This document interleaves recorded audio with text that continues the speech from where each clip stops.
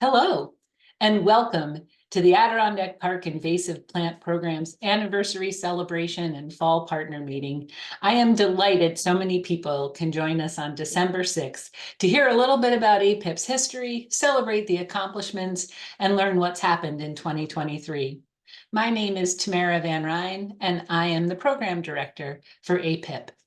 Today, with this webinar version, I'm going to do a few pre-recorded slides because we had some technical difficulties during the meeting itself. And in about 10 minutes, the live portion of the meeting will begin, and you'll see that recording. So first off, I do want to be able to talk about what we're going to do today. I'm going to do some welcome and introductions, a little bit of history on our anniversary. We have some great speakers coming from the history of APIPP. We're going to recognize our amazing volunteers. We're going to talk about the 2023 season highlights. Before we end, I'm going to talk about our partner data dashboard and make sure you know about our winter webinar series and upcoming February roundtables. And lastly, we're going to adjourn our virtual portion of this meeting and replace this old porch picture. After that, the people who are joining us in person in Keene Valley will do a roundtable, and we'll get to find out what all of our great partners have been up to this year. So with no further ado, I want to talk about our anniversary. It's a little hard to figure out whether we're actually celebrating our 20th anniversary or our 25th anniversary, but you can decide after I go through a few of these history slides. So the beginnings of the program go back to 1998. That's when the Nature Conservancy started working with some partners to try and figure out where are invasive plants in the Adirondack region and how do they threaten some of the things that the Nature Conservancy wants to protect. Knowing that it would be really hard to do all these surveys with just a few staff, the idea behind this original concept was that volunteers could be trained to identify invasive species and to map them. And of course, 25 years later, we're still relying on those early volunteers and that early mapping that happened. It's amazing for me, looking back, that this was before we had IMAP invasives and before we had any idea what the invasive species threats were in the Adirondacks and where they were. And so volunteers in 1998 and 1999 proved the concept that volunteers can be essential to these survey efforts. With that, we entered into the first memorandum of understanding with the Adirondack Park Agency, Department of Environmental Conservation, and Department of Transportation. And this unique partnership continues today with every member of the partnership working to control invasive species here in the Adirondack Park. So at the same time that the terrestrial surveys were happening, a number of aquatic related organizations in the Adirondacks wanted to do the same thing. And so the Adirondack Park Agency was able to get a grant from the Environmental Protection Fund, and in a brilliant move, hired Hillary Olds-Smith to begin to map where are the aquatic invasive species. And in 2002, those very first volunteers surveyed 54 lakes. Some of those same volunteers you're going to hear from later today. You'll also get a chance to hear from Hillary when the live portion of this broadcast begins. So that was in 2002. And then in 2003, the words, the Adirondack Park Invasive Plant Program, first come into being. So it's possible that it's APIPP's 20th anniversary, since it was 20 years ago that we became APIPP. The Nature Conservancy took on the program in that first year, hired Hillary from the Adirondack Park Agency to TNC, and we also had a seasonal who was working on terrestrial invasive species. Fast forward 2004, we confirm our partnership with the state.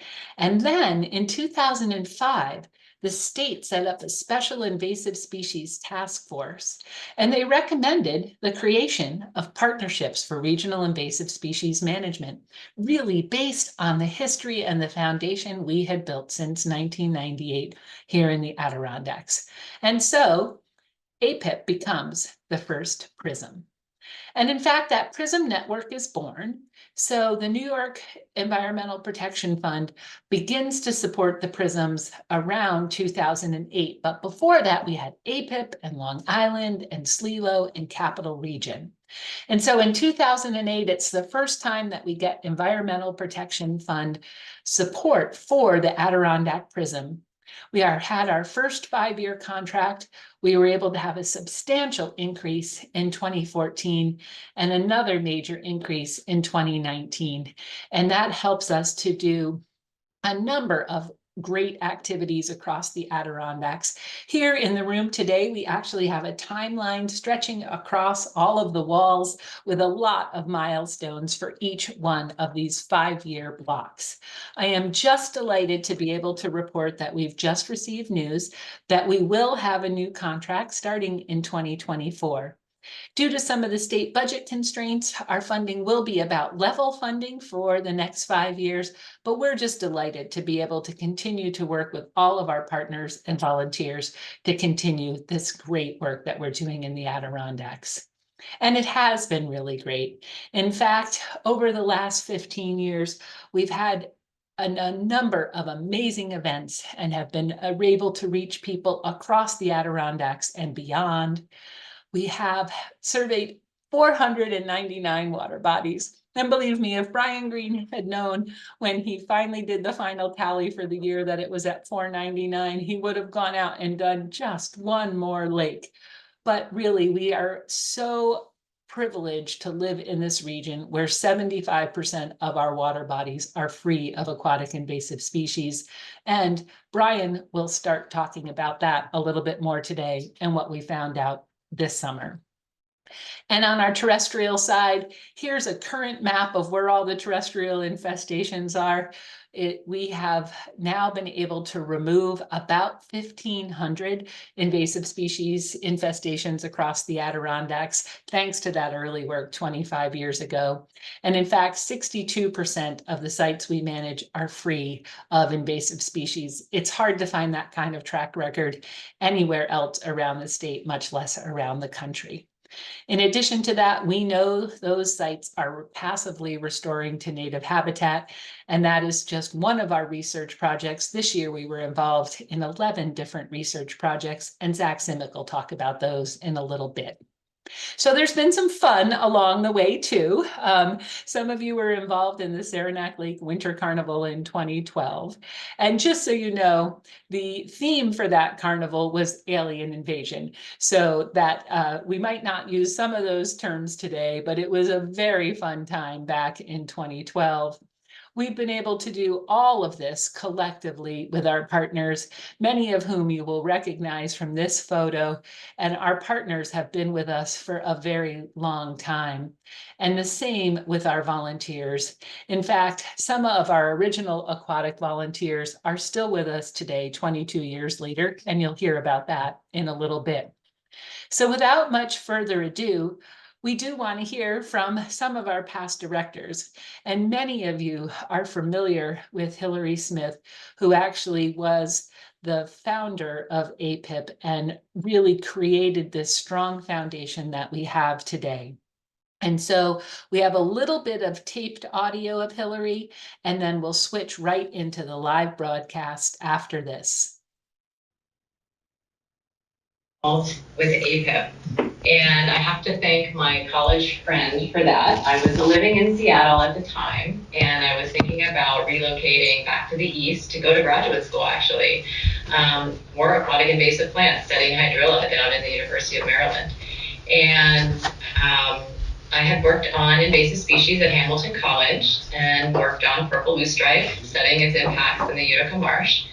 And my friend sent me this job description. It was for the Adirondack Park Agency for an 18-month grant with the Environmental Protection Agency to start this aquatic invasive species program in the Adirondacks. And she thought it would be perfect for me, so I gave it a shot. I remember driving with my husband in the middle of the night on Route 73 in a snowstorm to get to my interview. We stayed in Lake Placid, and the next morning woke up to a beautiful bluebird day in the Adirondacks, drove to Raybrook and had my interview with Sean Connon, Dan Spada, and Ray Curran. and the rest is history.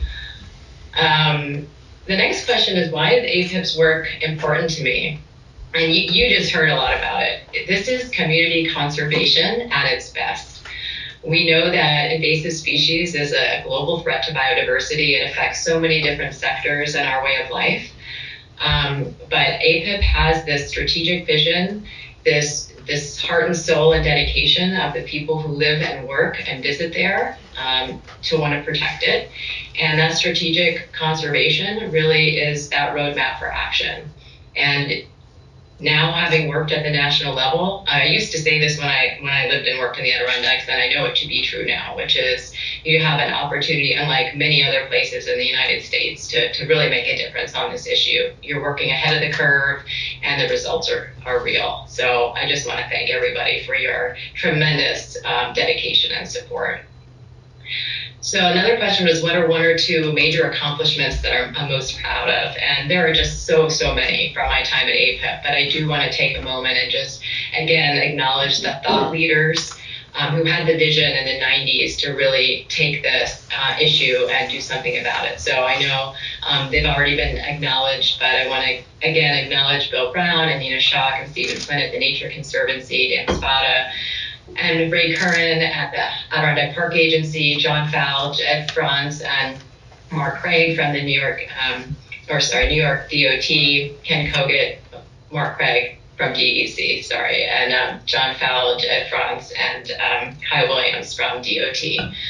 Who got together early on and said, we can do this. And that's what's so exciting, is when you get a group of people coming together to solve problems. And I can tell that is still the case today. And that's really heartwarming to see that come together. So that the major accomplishments, again, the fact that we're having this celebratory event 20 years in, 25 years in, is a great testament to the strong foundation of partnerships and the volunteers that have helped to make this program a reality and not just breathe life into it, but really sustain it. And now it's thriving, which is terrific.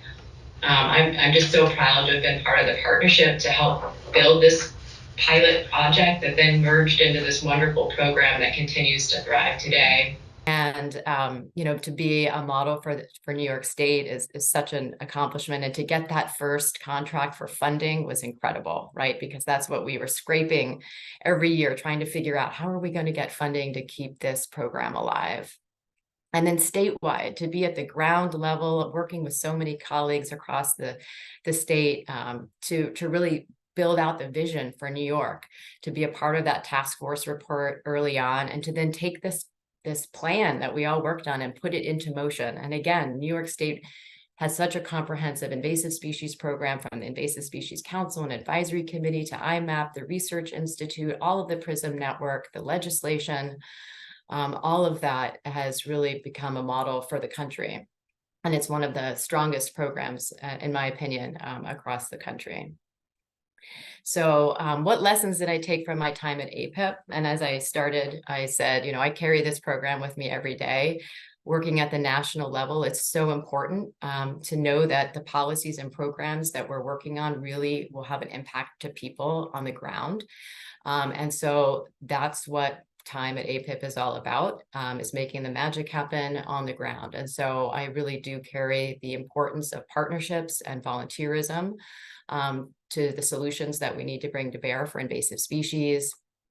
And also the idea of a critical mass. I remember when I first started, especially focused on aquatic invasives, what we had heard from the legislature was that we need to hear from all of the lake associations, not just one or two. We need to have the data and the story to tell to make a difference. And what's that collective agenda that we want to advance? And so that still is such an important approach to undertake, to have that unified voice, to have that shared vision, the strategic approach, and then most importantly, to communicate that with others, to tell the story of your work on the ground, not just to the doers, which are all of us, but also to the funders and to the policymakers, so that they can tell that the work that you're doing is really making a difference on the ground. And as I look ahead, the last question was, what are my hopes for APIPP over the next decade? And I'll modify that to the next 2 decades or more. continue to collaborate. I mean, again, there are names on faces that have been here since the very beginning, and it's just so heartwarming to know that you're still in the fight. And I want to thank you for that. And I also want to acknowledge all of the new people coming to the table. We need to all be in this together.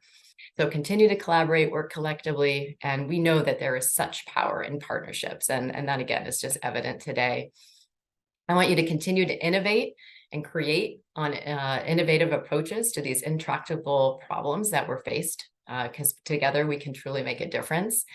And I want you to continue to communicate your successes so that you can share the great work and the lessons learned from the Adirondacks with others across the state as well as beyond. And most importantly, I want you to continue to hold the line on infestations in the park so that when I come back and I visit every year, that I can still celebrate these wonderful native ecosystems that we're all working so hard to protect. So thank you so much for the invitation. And it's just a wonderful way to start the day today. And thank you all. Back to you.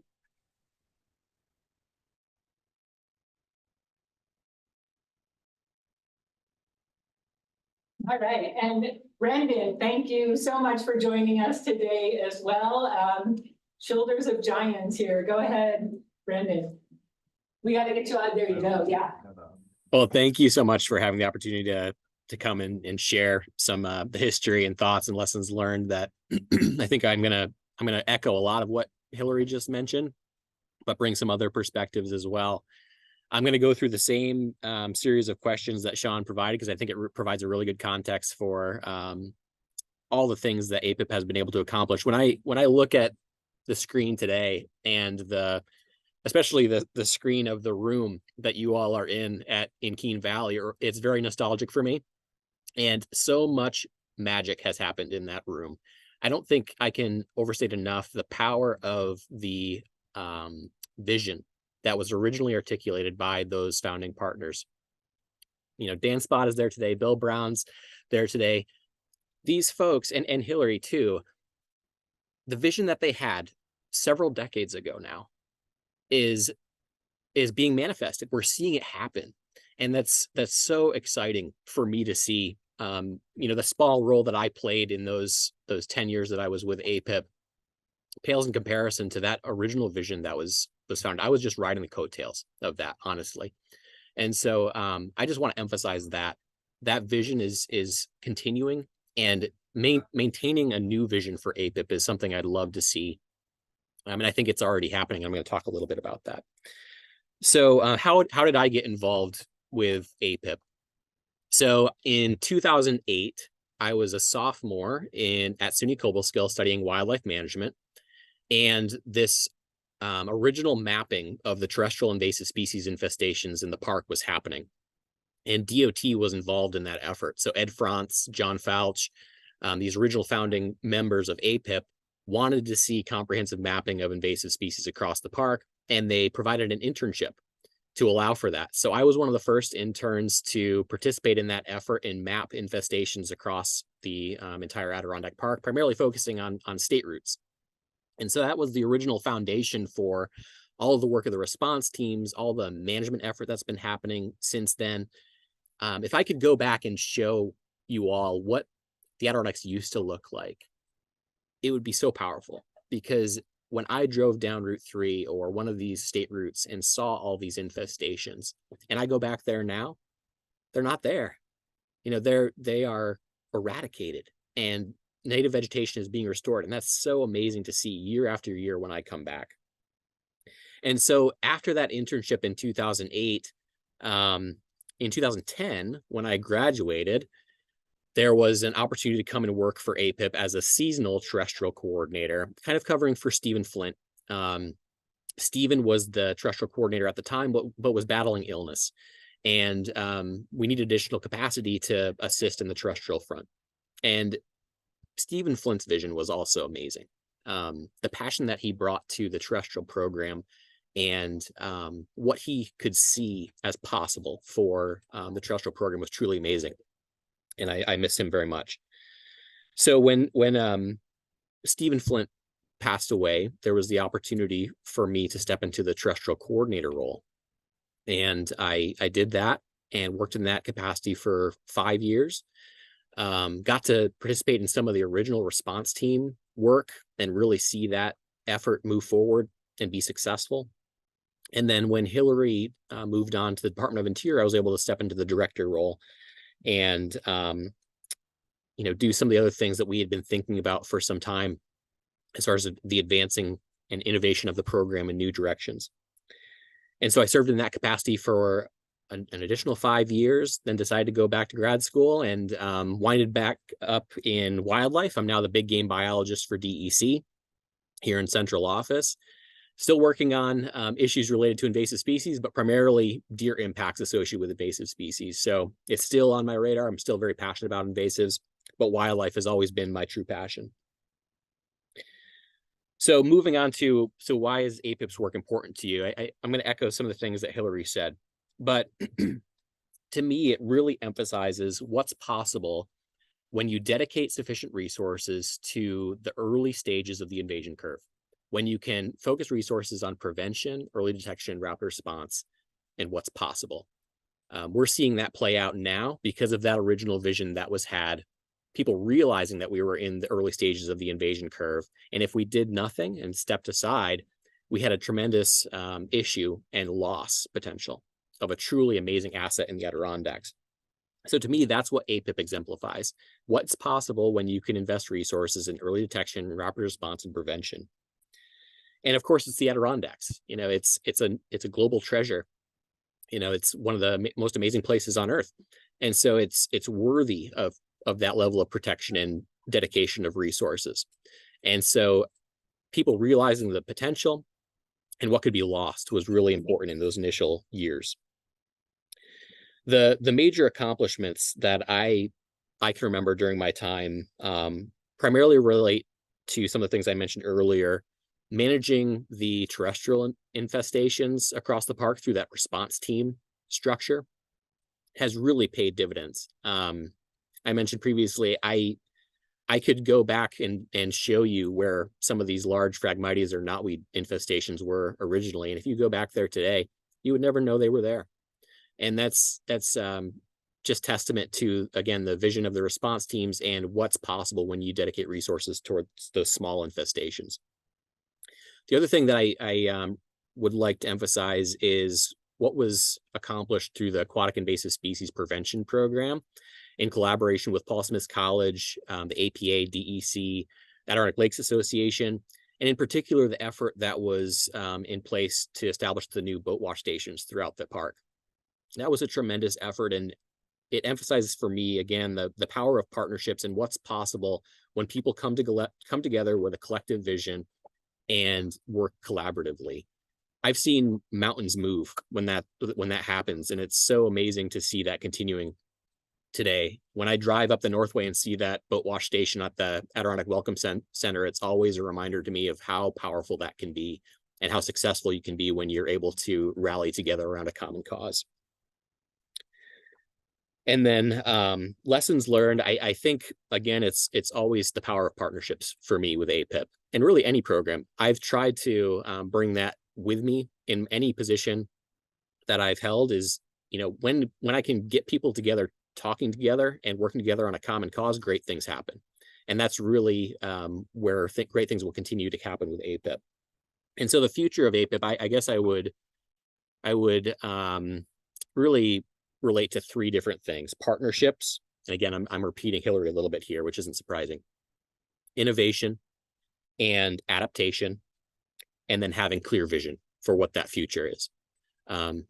Keeping an eye on those threats that are coming and what we need to do to protect the Adirondacks from them, I think, is really important. So partnerships, innovation, adaptation, and clear vision.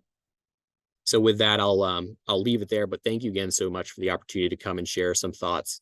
And hello, everyone that joined today. It's great to see you participating. And what's also really cool to see, and I should mention this too, is during the pandemic, that's when partnerships could have been crippled, and they weren't. And I think that's testament to Tamara and your ability to innovate into a more remote platform for trainings, for WebExes, for partner meetings. you know, that's part of this. You were able to continue that during this really tough period. And I just want to give you credit for that, because that's something I've seen from the sidelines and I think was really important to continuing the partnership strong. So thank you for that. I'll leave it there.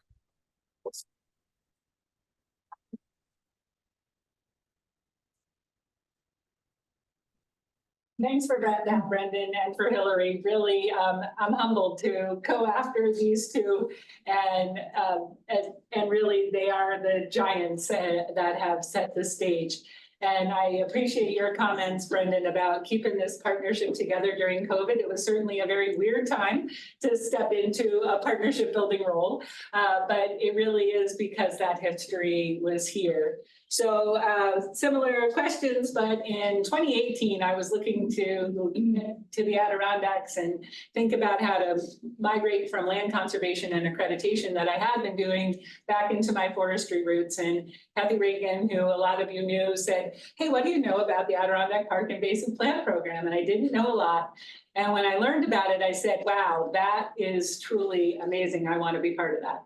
And when Brendan left for Cornell, I had the opportunity to apply for his position. So some of you were actually in the room when I was doing my interview that day. Yeah, they invited a lot of people. So I was asked to give a presentation on something that might occur when I was the director of the program, and to have an engaging talk. I could figure out who my audience was and any topic I wanted. So for those of you who know me now, no surprise, I picked the demise of chestnut and what would happen if hemlock woolly adelgid were to come into the Adirondacks fully. And so a lot of things have come true from that, but some really unexpected twists and turns and things that provide me with great hope. So Hillary and Brendan have talked about the partnership. So when that first infestation, large infestation in Lake George of hemlock woolly adelgid hit in 2020, because of all the work that had been done in the past, there was like a group of people in Lake George who could come together almost immediately, despite COVID. And we had hundreds, actually thousands of hours on the ground, hundreds of human days on the ground. We had funding that came forward to do surveys. We were out doing treatments. Like, we were on that infestation in a way that I don't think could have happened anywhere else but here in the Adirondacks. And since then, I've had the opportunity to work with hemlock managers all over the Eastern United States and share experiences and bring some of that back and take what we learned here to other people around the country. And I've also been working with the Nature Conservancy's North America program on trying to identify lingering hemlock. Those are the hemlocks that might persist despite heavy HWA pressure. So Leah helped with doing some collections this year for some genetic sampling. And it is really my true belief that in my lifetime, we will find resistant hemlock, and likely here in the Adirondacks. So there's another piece that plays out too, and it kind of ties in with that innovation comment, which is there's science available today that we never dreamed possible. So this summer, I was invited to go to SUNY ESF to a meeting to brainstorm how to increase production and distribution of the transgenic chestnut. Now, I never thought, as a former organic farmer, George knows that I would be sitting here talking about yay transgenics. But really, it is truly amazing, this science. And I already had some conversations with partners here about how to get some experimental plantings into the Adirondacks. If I haven't spoken to you yet and you have a property that has public access that you could control for an experimental planting, come talk with me, because I've been talking with ESF about getting chestnuts back. And so that's another thing. I feel like even species that we may have once said we've lost the battle on, it's never lost, right? Chestnuts are going to be part of our landscape again and fill that historic range in the Southern Adirondacks. And that's really exciting. And then sort of tying last in, which is sort of communications and networking, really, I have great hope for the future. I work with amazing people here at the APIPP staff, and you'll get to hear from them in a little bit. We're going to talk a lot about the volunteers in just a few minutes and all of the partners who are here. So we do have a vision, which is to at least reduce the threats of invasive species in the Adirondacks and keep our lands and our waters and our communities protected from the threats of invasives.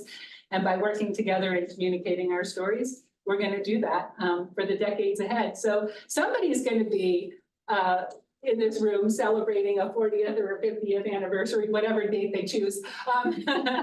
And maybe some of you in the room will still be here, but thanks everybody for all of what has made this possible in the Adirondacks and for hope for the future.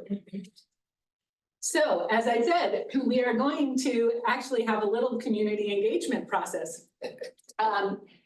We can go to the next slide, maybe?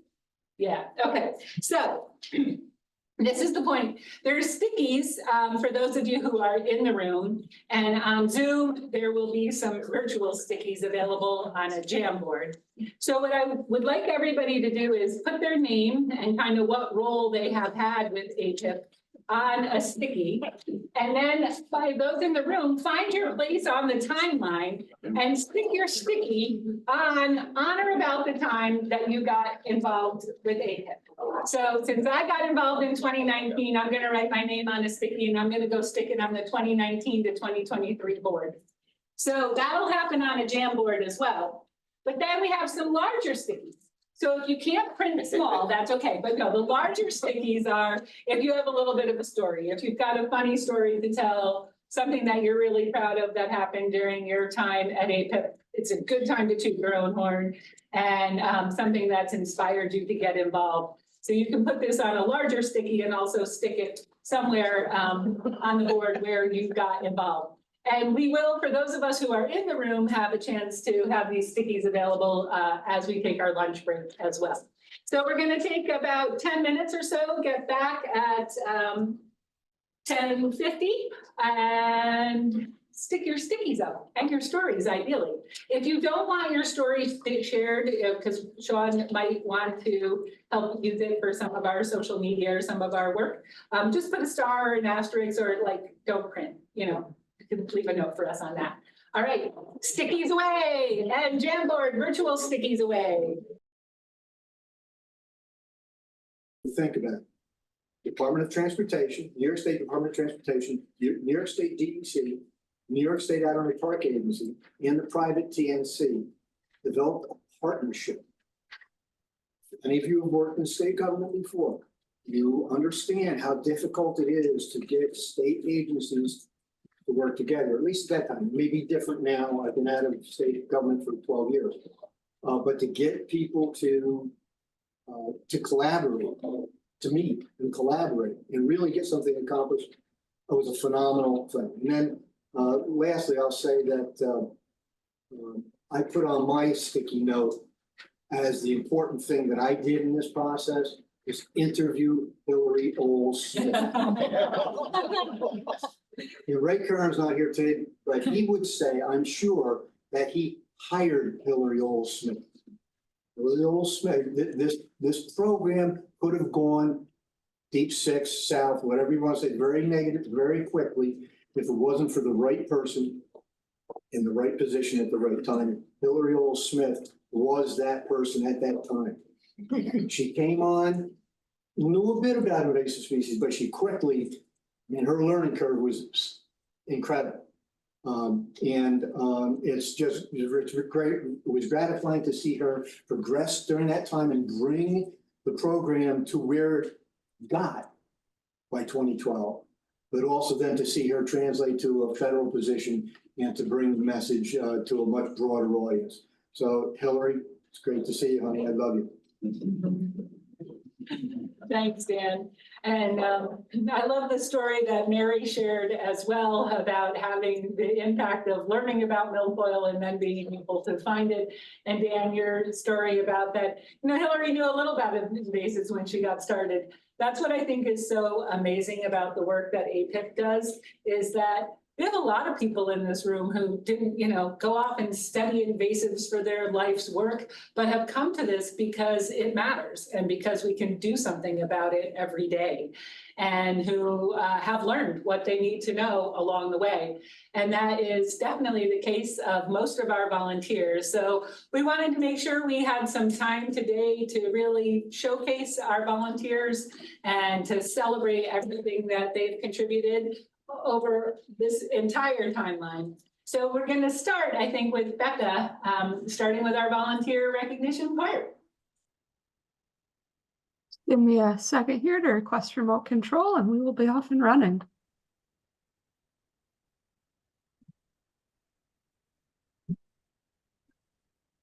So as we've all heard, this work is really possible thanks to our partners. And one of those key partners are our volunteers. So I'm going to kick things off here and talk about a couple of our terrestrial volunteer programs.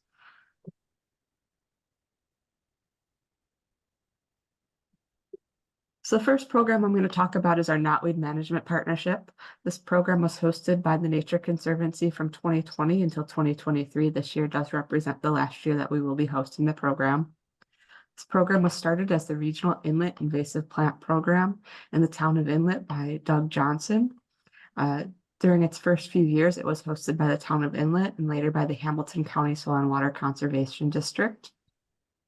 As I said, TNC took over administration of the program in 2020, and since that time, 214 sites have been visited at least once. At their last visit, 87 of these sites, or 40%, no longer had knotweed present, and that is largely the result of this work working. So through this program, volunteers gather landowner permissions, and then we hire an applicator to go out and perform treatments. Those treatments are working, as we can see by that 40% no longer having knotweed present. At their last visit, 123 sites were treated, and 4 were surveyed but not treated just because they may have been close to property lines and land ownership was not clear. On the right-hand side of the slide, we have a picture of a kind of a before and after. So it's the same site in the top and bottom. You can orient yourself with that tree in the middle, as well as the pole, the flagpole. So you can see in 2020, tons of Phragmites growing in this area. It was a largely unusable area due to knotweed growing in this area, largely an unusable area. 3 years later in 2023, when our applicator went back after 3 years of treatment, you can see that the knotweed is no longer there. The gentleman has usable area where he's able to cut firewood now in his front yard. So our knotweed management efforts work.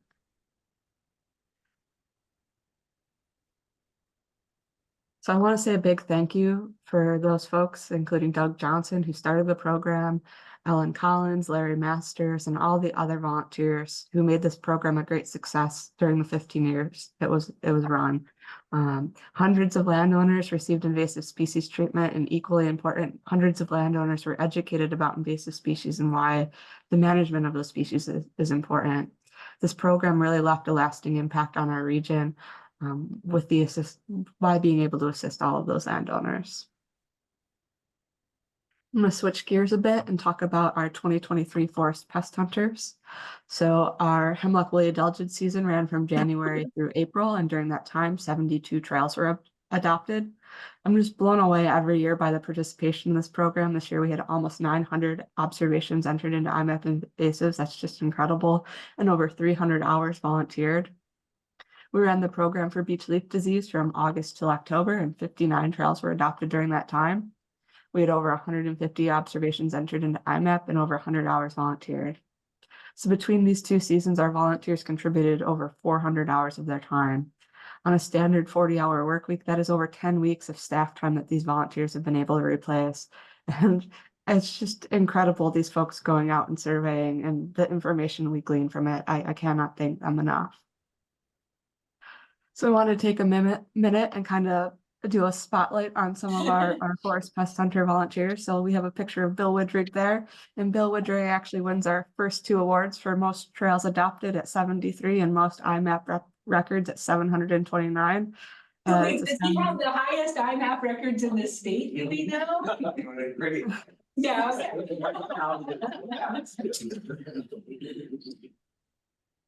Our next award goes to our first trail adopted when we first kicked off the program, and that goes to Carolyn Sear. Bill also wins our first IMAP report. So in addition to being our biggest reporter, he was our first reporter. However, Bill's title is under threat. Dom Peters is our up and coming new active volunteer. Our furthest travel goes to Jim Holler, who comes up from Western New York to perform some surveys every winter for us. Our largest business group, so Regeneron Pharmaceuticals, actually organizes a group of colleagues led by Brendan Blau, and they go out for a few hours every year and survey some trails near their office. It's really cool to see a company get out and involved in this program. And our largest non-partner, nonprofit group goes to Sober Active Recovery, led by Casey King. Casey organizes a group of folks every year to go out and survey for hemlock woolly adelgid. So a huge, huge thanks you to all of our volunteers, not just those mentioned here, but we thought it'd be fun to spotlight a few. And with that, I will pass it to Brian. Okay, Zach, you'll be the person to advance these for me. Yes, like everybody has been saying, the favorite part of my job is when I get to work with volunteers and all our partners and nonprofits and lake associations and communities, all across there. You know, can't stress enough that you look over the history of this program. The vast majority of these outputs have been done by volunteers, by local community members, lake associations, people who are just passionate about the Adirondacks, especially the lakes and the streams that we have here. So we're so fortunate to have so many of these beautiful places that people care about, that they're willing to give back to once they connect. And so the same is true for our aquatic volunteers. Now, some people think of themselves as a volunteer primary for their lakes association, and they're doing it for this. There's some people who think they're primary in APIPP one. We kind of lump them all together and just say thank you. We're really appreciative of all the great work that everybody does. So I think we have a couple numbers that we'll go through right here. So really happy to say that Dom right here, the most individual number of surveys, 12 surveys on 12 different water bodies all across the park, backcountry ones, front country ones, some really cool things. And he made awesome little videos and snippets. So I felt like I got to go out there with them on all those ones. That was a pleasure for me too. Most volunteers involved. The Lake George Association held a big weekend. It's part of an annual thing that we've worked with them on. And this past year, they had 80 volunteers that come out and they did different sections of the lake. So that was, really good. I think we had 3 different lake associations that had at least over 10 volunteers. East Shore, Schroon Lake, Canada Lake Conservation Association, and another one that I'm forgetting off the top of my head. I'll have to look at the notes in my in the PowerPoint section here. But yeah, overall, just incredible dedication from so many people, and as you'll see towards the end when we go through some of the number of recaps, this adds up to hundreds of volunteers throughout the season. Oh, right there, yeah. So yeah, no, this is our most surveyed water bodies. So some volunteers go out and they'll independently or even coordinated, they'll choose water bodies to report surveys on. So from all of our surveys that we got this summer, Lake George, Lake Placid, and Moose Lake each had 3 surveys reported from 3 different either volunteers or organizations.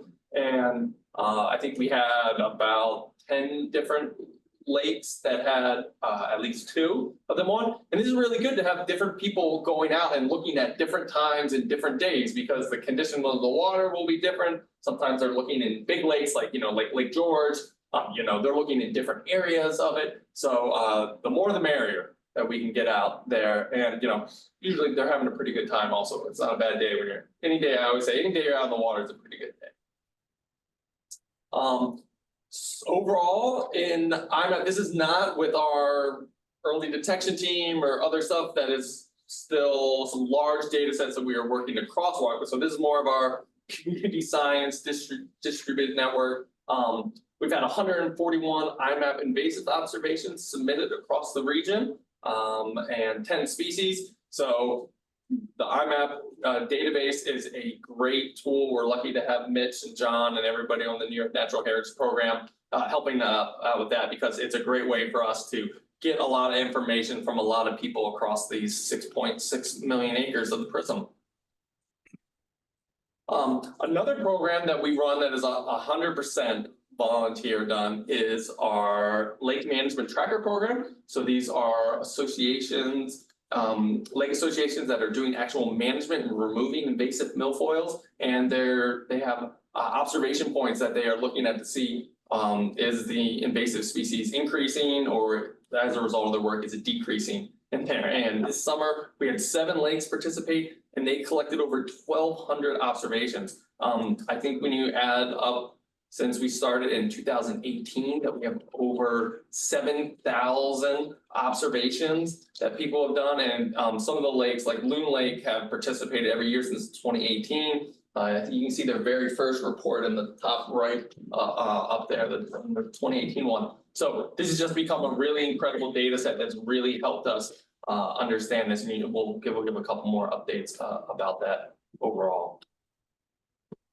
Oh, and so, you know, when we were talking about this great work about our volunteers and everything we do, one of the things that had happened pre-pandemic was APIPP used to give out an award to a volunteer each year, and that was something that we wanted to bring back. And when we were talking about all the great volunteers that we have and the people who've done so much for us, you know, it was really hard for us to kind of choose. But when we got talking about the theme that this was going to be our 20th or 25th anniversary of this, we kind of started talking and thinking this, and it kind of came to our attention that we actually had one volunteer who has been participating for over 20 years in our program. And you know, we thought that was a really incredible testimony, not only to that person, but also kind of represent all the volunteers. And so we elected that we wanted to choose Debbie Schwarting and her family to say thank you and present her with a little gift and an award to say, you know, thanks for all her many years of service to us. So we're going to embarrass her, make her come up there and maybe say a word.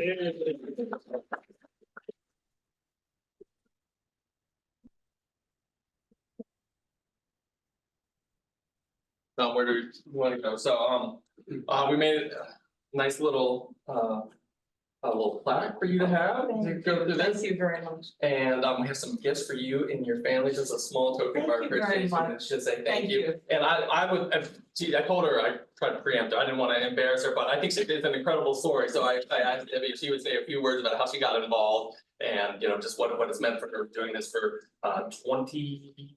That's 21 years. Yeah, 22 seasons, your 22nd season of monitoring. Thank you. Thank you very much. I'm honored and humbled. Brian asked me to say a few words about my story. A few words. This all started in 2002. My son was very interested in getting involved in a volunteer program. And he was in Scouts and he volunteered here, there, and everywhere, but he was looking for something a little bigger and better. So we located an article in the Hamilton County News in 2002, and it mentioned Hillary's name. And it said that the article said that Hillary was looking for volunteers to help with lake monitoring for aquatic invasives. And I showed my son the article and he said, yeah, that sounds pretty good. We would learn about invasives and native species alike. It would be a family project with my husband, Bob, and it would involve being in the outdoors. So I thought, oh, we're in on this one. So we went to the meeting in Byron Park in Indian Lake, which was a training meeting, and there were a number of people there. So we sat down, we learned a little bit about invasives, their native lookalikes, but there weren't very many invasives that were on the list in that day compared to today, unfortunately. And we learned how to monitor, and we also learned how to build a two-sided rake to do the monitoring. So we thought, okay, let's go out and monitor. Now, we don't have a motorboat, so we wanted to select lakes that we could monitor with a canoe. So we had a few canoes, and looking from the mother perspective or the people perspective, this was right for a number of different reasons. We were learning something new about living things in our environment. We were learning about water ecology and ecosystems and what part invasives played in the ecosystem. And I also felt that it checked the boxes of a number of things that a mother might be looking for her child to participate in a volunteer program. So as a family, we could use dichotomous keys to identify plants, and that was an adventure. We would build a rake, a two-sided rake, which one of the years we subsequently ran over in the driveway. This might help my son with his leadership skills, because anytime you give a 14-year-old the ability to, here's a USGS map, where would you like to survey? And when would you like to do this? And where would you like to do this? And how do we get access to this lake? A 14-year-old loves that control over his parents. So that worked out real well. So leadership, there was a check in that box. Eye-hand coordination. Can we throw a rake without flipping the canoe? How observant can you be? Is that a native plant? Is it an invasive plant? Let's look and find out. It gave me the opportunity to record data without dropping the data sheet in the water in the canoe. In fact, right over here is a copy of my son's data sheet that he sent in, which I was surprised to see this morning. Also, could he collect plants without them falling back in the water before he could identify what it was? And last but not least, that life skill that everybody needs, filling out forms. So I made him do paperwork. So Dad had a free ride there for a few years while my son was helping me. He paddled around and explored while we were out in the water. So my son said to me, we didn't find any invasives in these lakes that we went to, and each year we would switch lakes. And I said, well, that's not a problem. We're out there to monitor, and if we find an invasive and we're able to identify it, fine. If we can't identify it, we can always send it in. But it's okay if we don't find anything. That's important too. So we went on in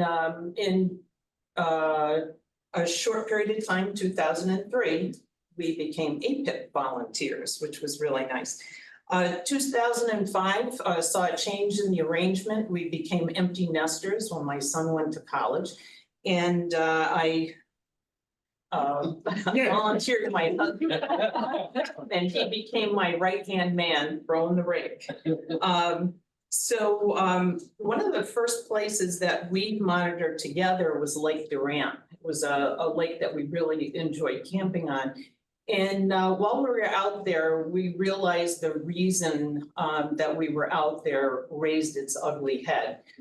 We were in a small cove near the campground, and we threw the rake and pulled it up, and here was a milfoil. It wasn't Eurasian water milfoil, but we weren't sure what it was.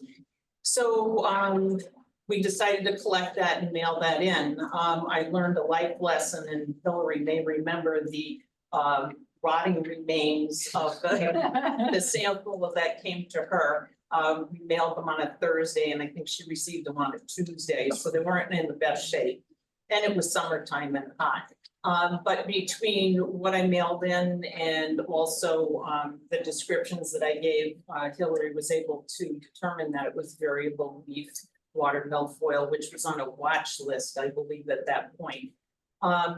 And we watched and we watched and we watched Lake Durant's water quality deteriorate over the years as this spread in the entire lake. And I just recently looked at the 2018 study, and it's dense patches of that I'm also a biology teacher, and I took the opportunity to take these experiences right to the classroom and talk to my students about what had happened at Lake Durant. And a number of my students had camped at Lake Durant and knew where that was. A number of them have power boats, they have paddle boards, they had canoes, kayaks, and we talked about at that point, it was clean, drain, and dry. And I also used that lesson to talk about ecosystems and the disruption of ecosystems by invasives. Also, when I was teaching, I continued to go to refresher courses, and it was very nice to have them in different places at different times. And the district that I worked for at the time also considered my attendance at a refresher course as professional development. So that might be some angle that you would use maybe to attract more volunteers that are teachers. In 2017 came retirement, and my husband and I knew that we had some time to do volunteer work, but APIPP was always at the top of the list. We monitored 2 ponds each year, Sprague Pond and Wakely Pond on Cedar River Road outside of Indian Lake. And this past summer, Brian asked us to look specifically for the presence of European frogbit, which had been reported to be in Wakely Pond. My husband and I are very adept at doing grid searches. So we used our GPS and did a grid search of the entire pond and found its native lookalike, which is little floating heart, but we did not find European frogbit, so we put that to rest. And we also have collected and examined a milfoil there, which turned out to be Farwell's milfoil, so a native milfoil. So that's basically my story. I hope I didn't take more than a few minutes, but I really appreciate this award, and I'm, like I said, I'm very honored to receive it. Thank you very much.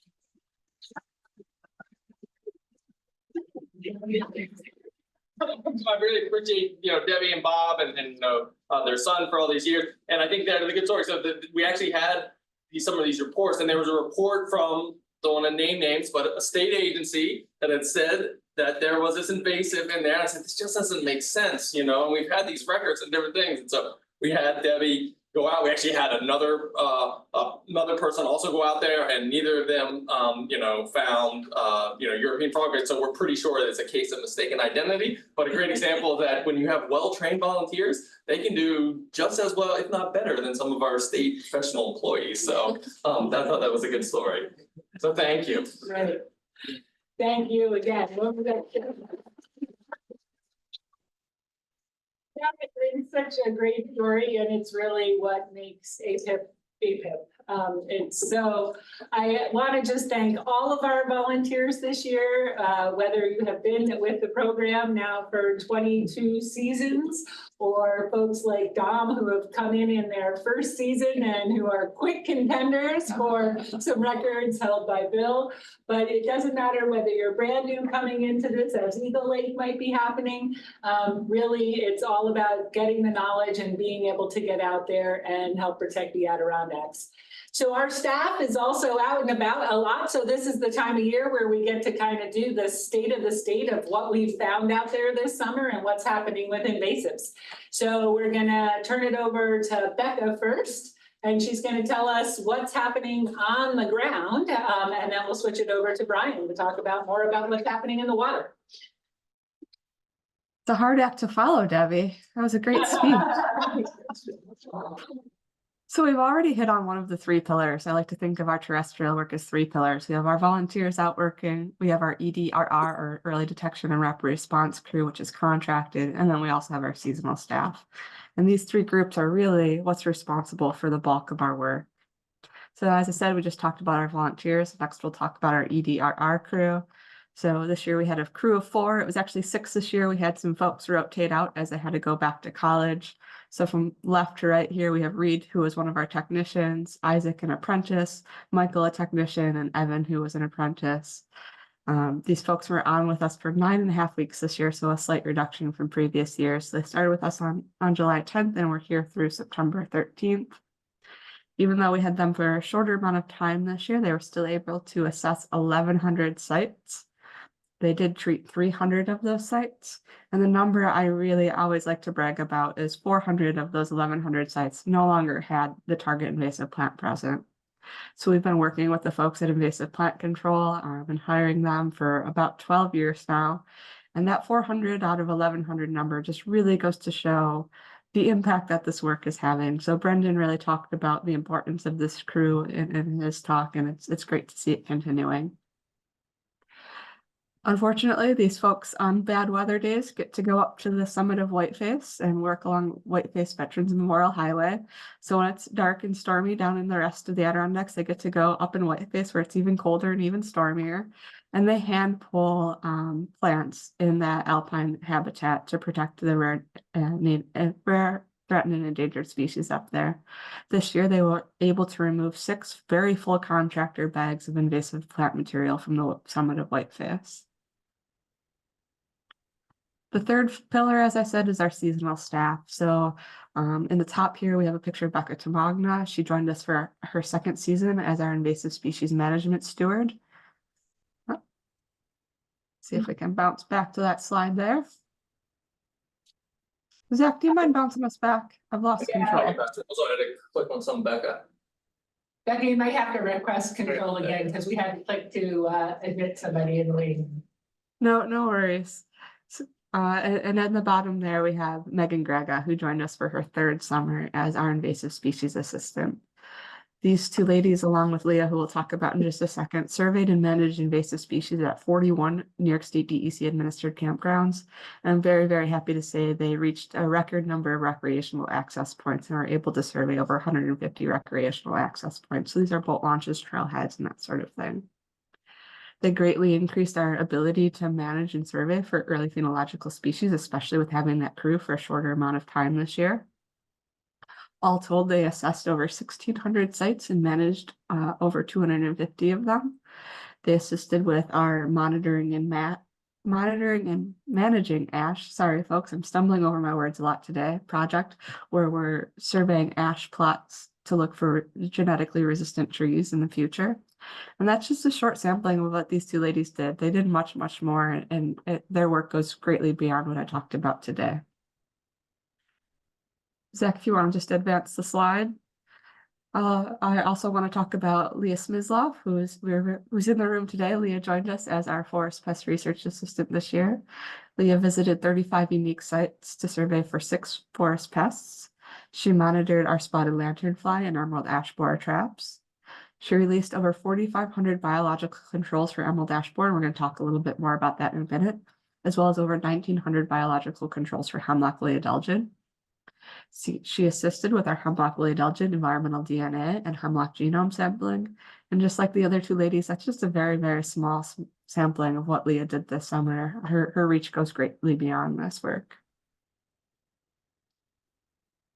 Moving on from all of our seasonal staff and our contractors and what they did, there are a couple updates that I wanted to share with this group. So some notable TIS news. Zach, if you don't mind advancing the slide, the first is going to be, unfortunately, Tree of Heaven is now Tier 3. This was a Tier 2 species in the past. It is something that we considered eradicable. However, that's no longer the case. So if you look at that figure on the left, we have number of sites on the y-axis and years on the x-axis. You can see in 2020, we had only 2 known sites. We now have over 30. Several of these sites found in 2021 and 2022, we have performed several door knocks, trying to contact those landowners. We've sent several letters. We're going to continue to try to reach those landowners, but the unfortunate reality is it's unlikely that all those landowners will allow us on their property to manage this species. So it's no longer something that's eradicable. We're still going to treat this species, just the same. Any new Tree of Heaven that comes up is going to be an incredibly high priority for us.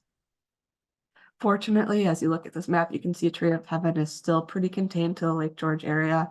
We do have some infestations in just north of Bolton Landing that we've been working with landowners there since 2017 on, and they kind of stretch down to Warrensburg. This not only has implications for Tree of Heaven, but as many of you know, Tree of Heaven is a preferred host of spotted lanternfly. So spotted lanternfly during one of its life stages will actually congregate on Tree of Heaven. So now that we don't think we can eradicate Tree of Heaven from the Adirondacks, we really have to look and consider that in relation to spotted lanternfly. Zach, if you don't mind advancing the slide. I also have some more unfortunate news in that Japanese stiltgrass is becoming more and more common throughout our region. So Japanese stiltgrass was first found thanks to the eagle eye of a concerned landowner in 2021. Since that time, we've gone from 5 to again over 30 infestations throughout the region. This is a tier 3. Unfortunately, Long Island in Lake George has greater than 14 acres on that 100-acre island of stiltgrass. So it's long past the point of being eradicable. That being said, any site that we find on the mainland, we do try to contact those landowners to manage. I do want to point out that Japanese stiltgrass has very, very tiny seeds. It is often transported in the tires of vehicles. So I just want to remind folks, if you're in the Lake George area where we're seeing this, please be mindful of where you're parking. We are seeing this at some trailheads in that area. And if you see it there, try to avoid parking in those areas to avoid transporting those seeds. And Zach, if you just want to go to my last slide. As I mentioned before, Leah had the privilege of being able to release over 4,500 biological controls for emerald ash borer. So we had applied to USDA APHIS in 2021 for a 2022 release. Unfortunately, APHIS was only able to select about 30 new sites that year. We reapplied in 2022. APHIS was able to select about 120 new sites in 2022, and we were very, very happy to hear that we had been selected.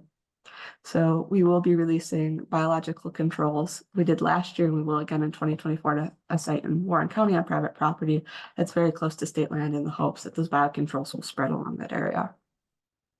Of those 4,500 biological controls, 2 of them are larval parasitoids, so they parasitize the larva of emerald ash borer. The first is Spathius galeni. That's from Russia. It's very cold hardy. Has a long ovipositor, so that's how it lays its eggs, and it can actually lay its eggs and help control emerald ash borer larvae and ash up to 23 inches diameter at breast height. So that's a pretty sizable tree. We've also released Tetrastinus planopenisi, which is from China. That species does have a shorter ovipositor, so it is much more adept at controlling emerald ash borer larvae in smaller trees up to 6 inches diameter at breast height. And in addition to those 2 larval parasitoids, we also released a species that parasitizes the eggs of emerald ash borer. That species is Uubius agrilli. That species is from China, and it's really cool. One Uubius agrilli can actually target about 80 emerald ash borer eggs during its lifetime, and we do get 2 life cycles out of those guys each year. So if you look at that picture in the bottom right, those Uubius agrilli are actually on a piece of paper in that old medicine container in the center there, and that's how we release them in the field. The 2 larval parasitoids, we either get them as adults in cups and we release them at the base of trees, or we get them in their larval form in these ash bolts that you can see on the left and right of that pill container. So the larva of that biological control will hatch out as an adult, and those adults will parasitize the emerald ash borer larvae.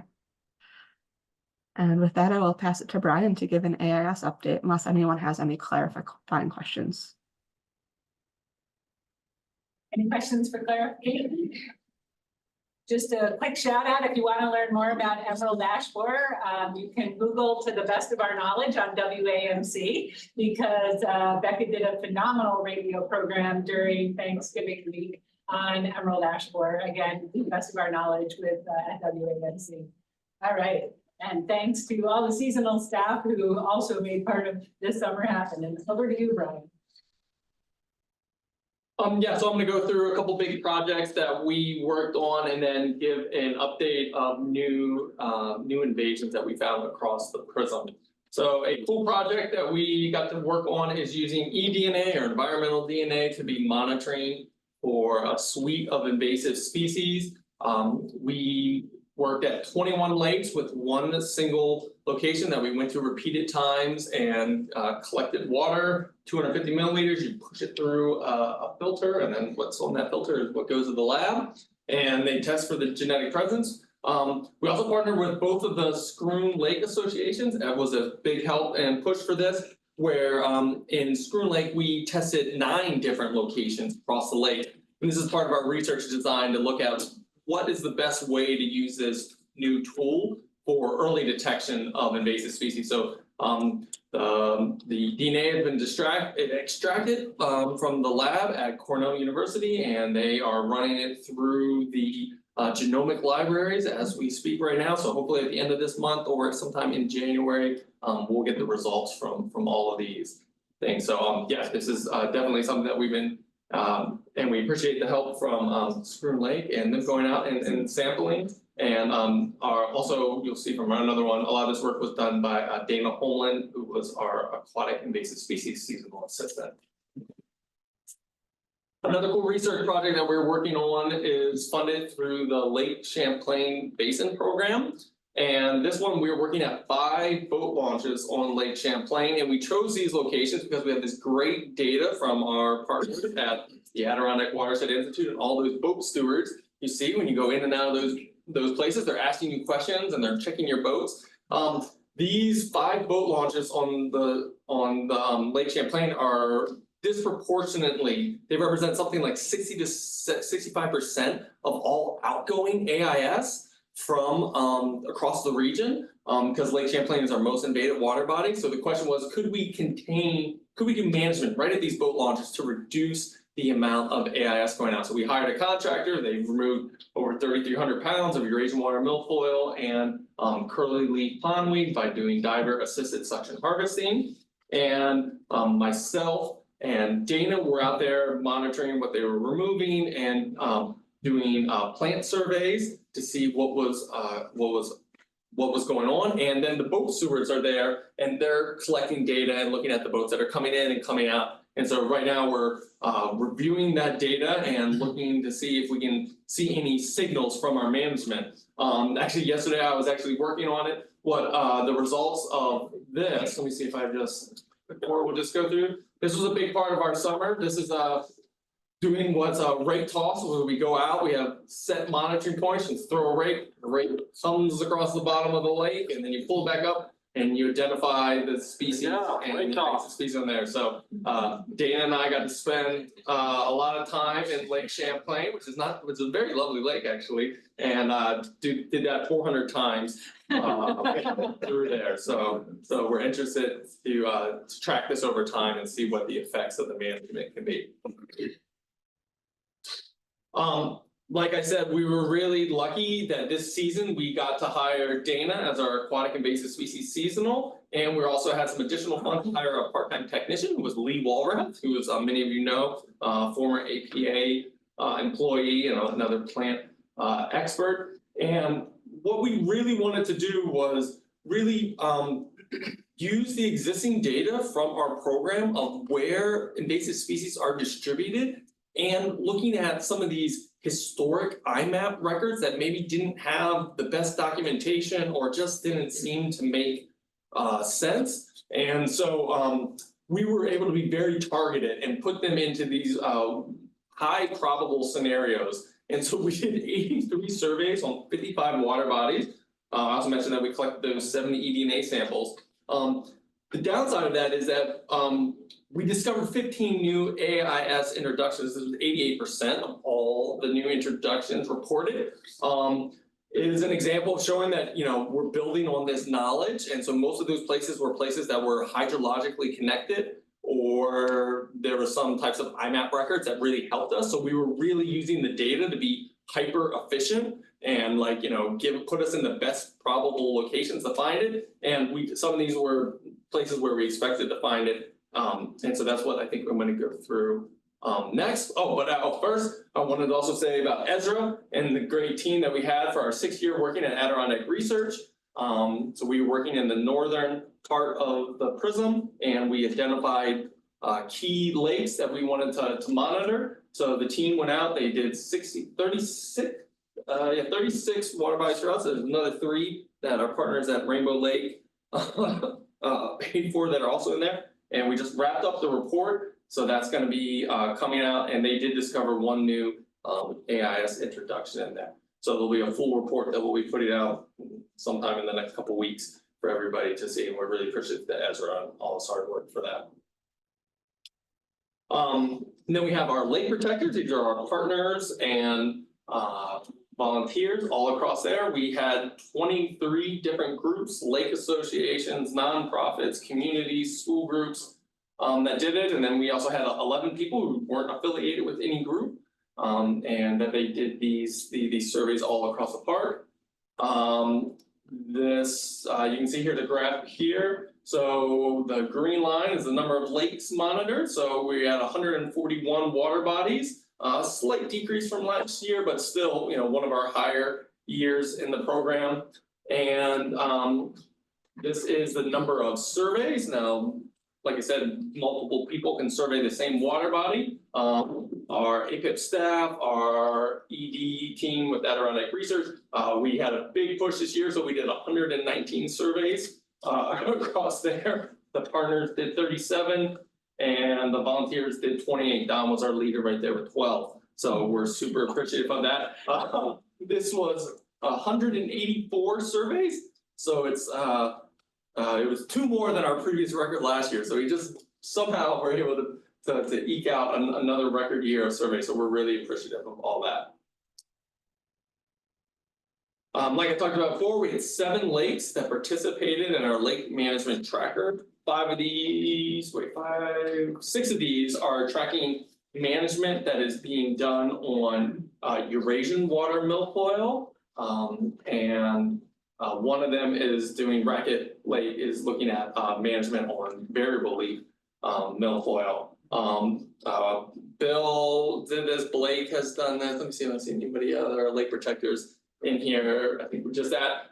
It's the same thing that you saw that Dana demonstrated. You go out to a point, sometimes you use a rake, sometimes it's just doing visual, and you're trying to say, do we see this species here? The really cool thing is that now we've been doing this since 2018, and now we have, you know, starting to get more and more lakes into this, that it's really becoming a park-wide kind of dashboard for the amount of Eurasian water milfoil. So when you look at all those 1,200 observation points across there, approximately 30% of them have Eurasian water milfoil present in it. Variable leaf is only present at 1% of our sites. So it's really interesting, and we're writing up reports for that for them, and some of these things will also be in our annual report. Okay, so now I'm going to go through the new invasions that we found in the park. I'm gonna have to do this. See if I can do this by memory without the notes on being able to see it here. I can help you, Brian. Okay, Chinese mystery snail. So this is a non-native, very large snail. We found observations of it in the Saranac River, as we found it in Caddyville. This is Lake Adirondack Lake, down here right outside of Indian Lake. And then two spots in St. Regis Falls, the St. Regis River and a wetland directly attached to it there for Chinese mystery snail. European frogbit was found in a downstream water body from Lake Alice. We were kind of just working down the river, and the next impoundment pond right downstream from where I knew was, and it spread to that location. Variable leaf milfoil. It has been discovered in a few different places. This is Rock Lake or Rock Pond, which is upstream of Lake Durant. Still hydrologically connected. This is a small wetland that the Route 30 cuts off from Tupper Lake. Tupper Lake had it, and so we figured it was probably in there also. This is Little Square Pond. Yep, Little Square Pond, part of the Fish Creek complex going up into there. And then this is Floodwood Pond, which we found in there. And then 2 water bodies in Saranac Lake that are connected to Lake Flower. These are kind of They don't really even have, well, the locals call one of them toxic pond because it was by the old landfill. But yeah, just kind of two adjacent water bodies.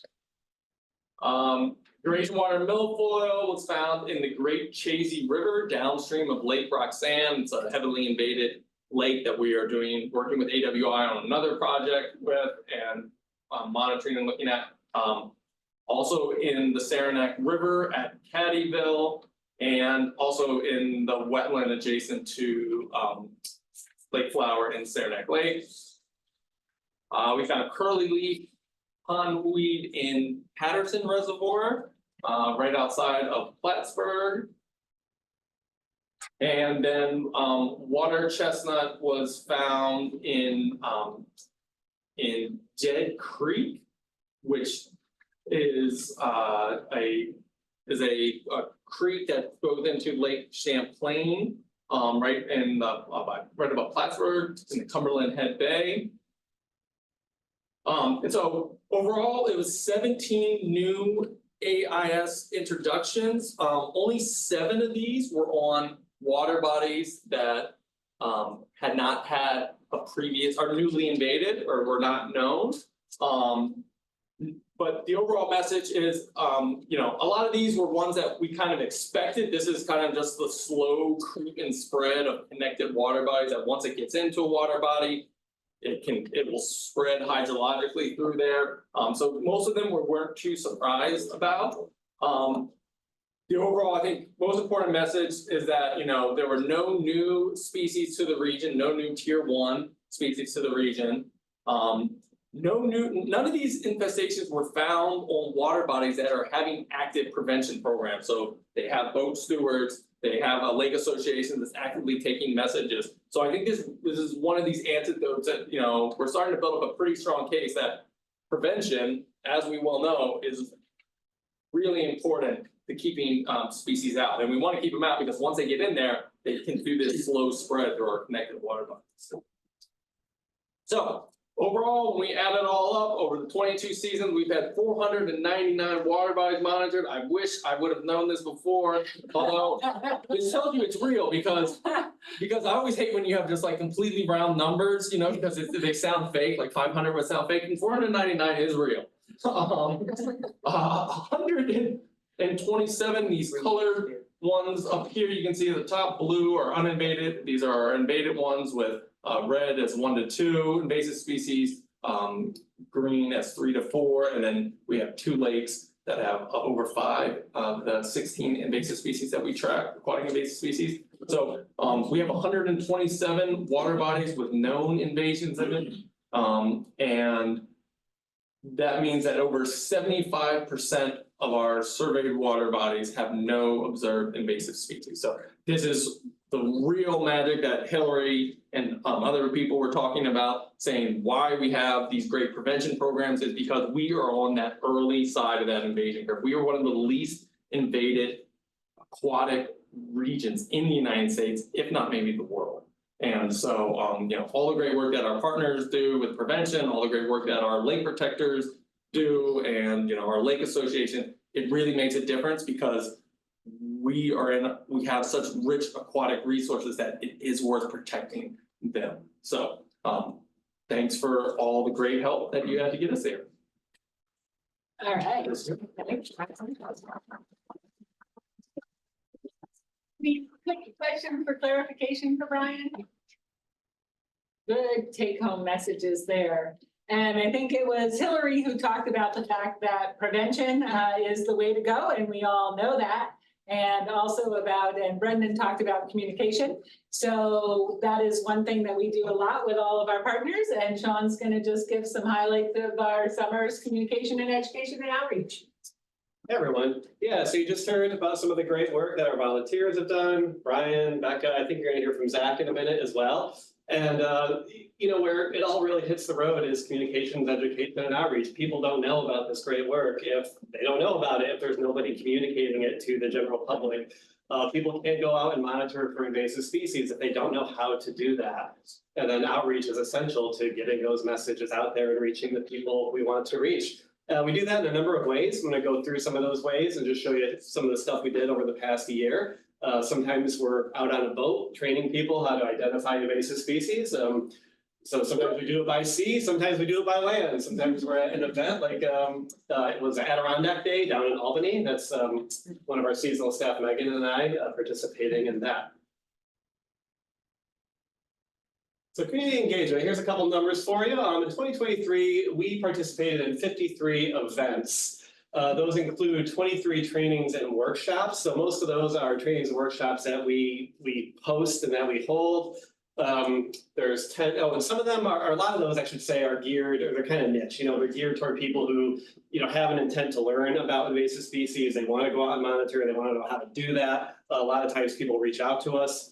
We also have sort of a rotating suite of trainings that we do for our various volunteer programs like forest pest hunters and lake protectors.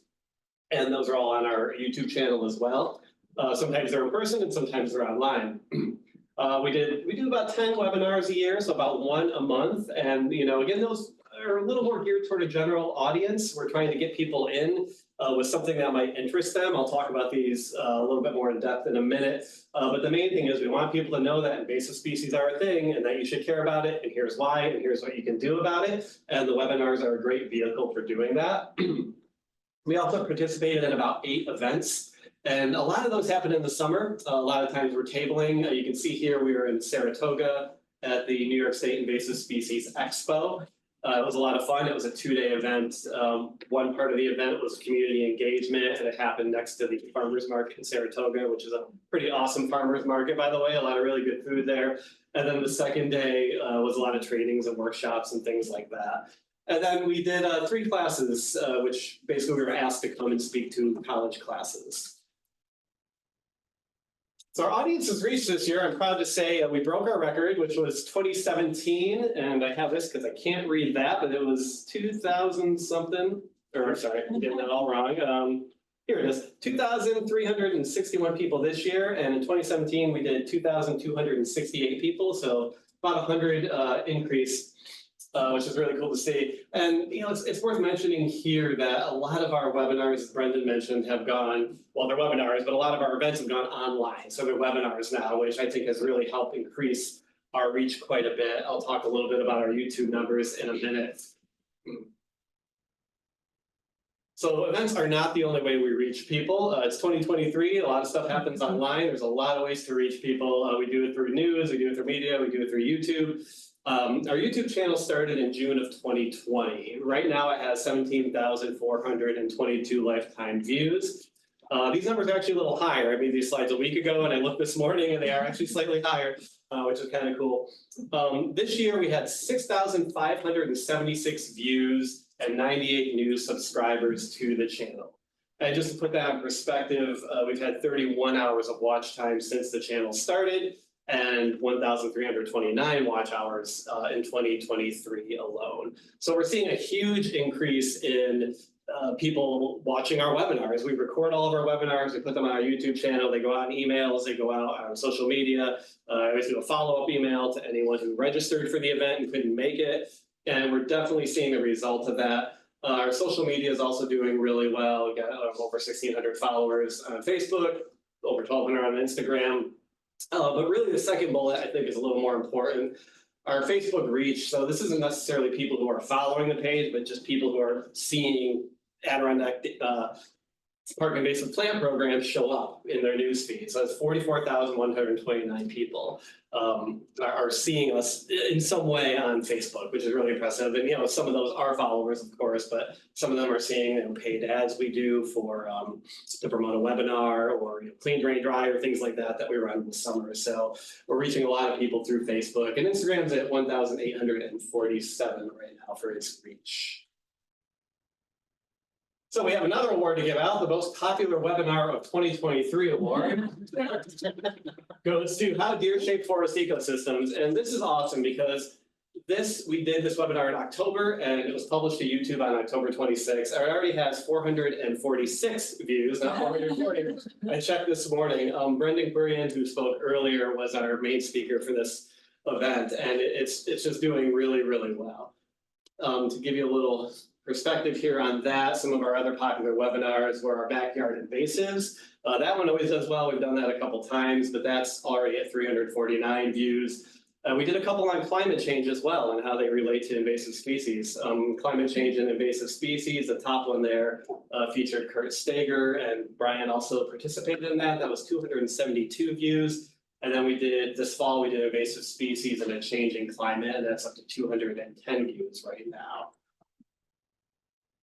So actually, you know what, and so you might say, well, wait a minute, these numbers don't add up. If you add up 440 views, 349, 272, 210, like what do you get, I don't know, 1,500, something like that.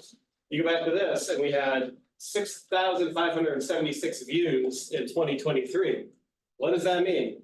If you've ever heard of bounce rate with websites, if you send out an email with a link in it, people click on that link to go to your website. If they go to your website and then leave and they don't click anywhere else, that's called a bounce rate. So what I'm gleaning from this is 6,500 views, but our top 4 webinars have 1,500 or so. What I gather from that is people aren't just coming to our channel and bouncing. They're not just watching that one video that they saw a link for, checking it out, and then leaving. They're actually exploring our YouTube channel more. So they're going deeper. They're watching older webinars that we've done, maybe from last year or the year before. The deer webinar right here is actually the 6th most viewed webinar of all time, which is impressive because it's been up for a couple months. Green gardening is our top viewed of all time. That has 5,030 views since it was posted on April 15th, 2021.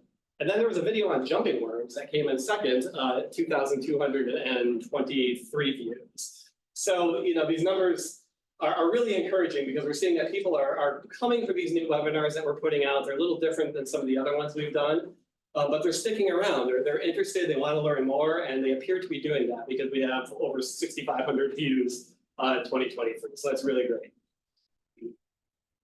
Then APIPP in the news. I used to be a reporter. I like to write press releases. I like to write stories. We send out probably at least 1 press release a month. This number here is pretty modest. You know, I wrote that we had more than 50 mentions in print.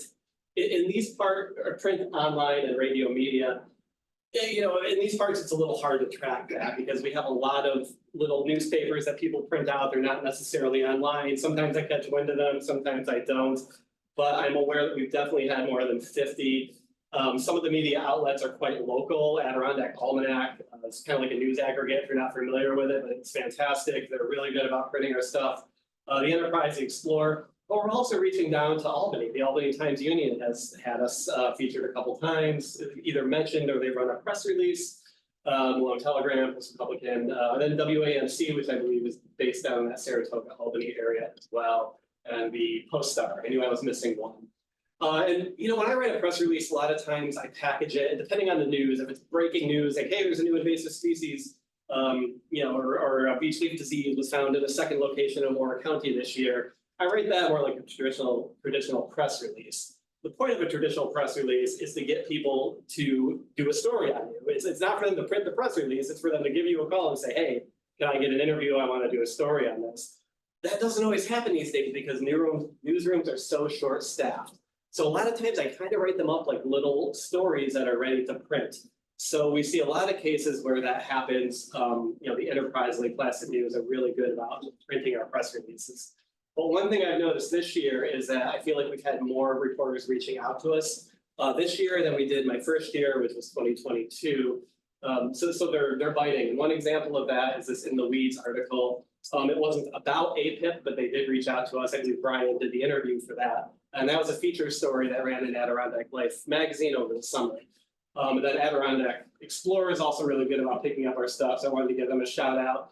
And we actually have at least one reporter who's reached out to us from Explorer who wants to set up a story on biocontrols next summer. So we already kind of got one in the hopper where they want to come out with us in the field and do a story on that. And that was in response to a press release. So it's working, they're picking stuff up. We're getting mentioned more and more. And you know, not only is our name being recognized more, APIPP, but people are making that connection of like, this is what we do and this is how and why we do it. And that's what's really important. So this actually came out in November of last year, so it kind of just passed its 1-year anniversary, but just because of when it was printed, we didn't really start distributing it until this year. I have some copies up front here, so if you'd like to take one, don't be shy, and if we run out, let me know. There's a whole pile of them downstairs. But this is our field guide to terrestrial invasive species of the Adirondacks. It features 28 invasive species. I think all but one of them you will actually find in the Adirondacks. Spotted lanternfly is in here too. And it really functions as a beginner's guide to identifying plants. Not everyone knows what opposite versus alternate leaves are, so we explain that in here because that's pretty essential to identifying a plant. So we have this really cool kind of intro to identification in the beginning, and then we get into the species. And they're organized by habitat, which is what these colorful little thumbprint kind of things are up here. And if you flip through it, you'll see it changes colors. So you can get a sense of, you know, if you're in a certain habitat, you want to skip to those species, it's easy to do. And then in the back, we talk a little bit about managing invasive species and how to report an invasive species to IMAP. And thanks to Mitch for helping out with that section. I really appreciate it. Yeah, so please, these are free, so please pick one up. We also have a whole suite of outreach materials that are available on our website, and they're all totally free. And if you want to see some, let me know. I can go grab some for you, and we can give you some if you'd like. And last but not least, I want to do a quick promo of our upcoming winter webinar series. So we have 2 webinars, and we have 2 partner meetings. We have our Adirondack Forest Ecology and our Adirondack Lake Ecology. These are kind of partner webinars, really. For example, the Adirondack Forest Ecology, we're going to have a speaker talk about what an Adirondack forest looks like, what a healthy Adirondack forest should look like, what that ecology looks like. We're also going to have a speaker from Great Smoky Mountains National Park who's going to do a case study on hemlock woolly adelgid. He's seen firsthand what happens to a forest when hemlock woolly adelgid runs rampant, so he's going to talk about that. And then we're going to do a little overview of our Forest Pest Hunters program and how you can learn more about that and get involved and so on. And then Adirondack Lake Ecology is going to be a very similar webinar, but focused on lakes. And Brian will be speaking at that. And we have, I'm sorry, what was this, the author's name? Peter. Peter, yes. Yes, yeah, so he's going to be speaking, and it should be fascinating. And then we have our annual midwinter aquatic partner meeting and our terrestrial partner meeting as well. These are on adkinvasives.com/events. You can register and read more about them. And I think that is it. Yes. Excellent. Thank you, Sean, Yeah. for everything to get our word out there. And again, see Sean before you leave if you need any of our materials, and if you need to catch them, you want to order them online, you can. And we do have some awesome stickers.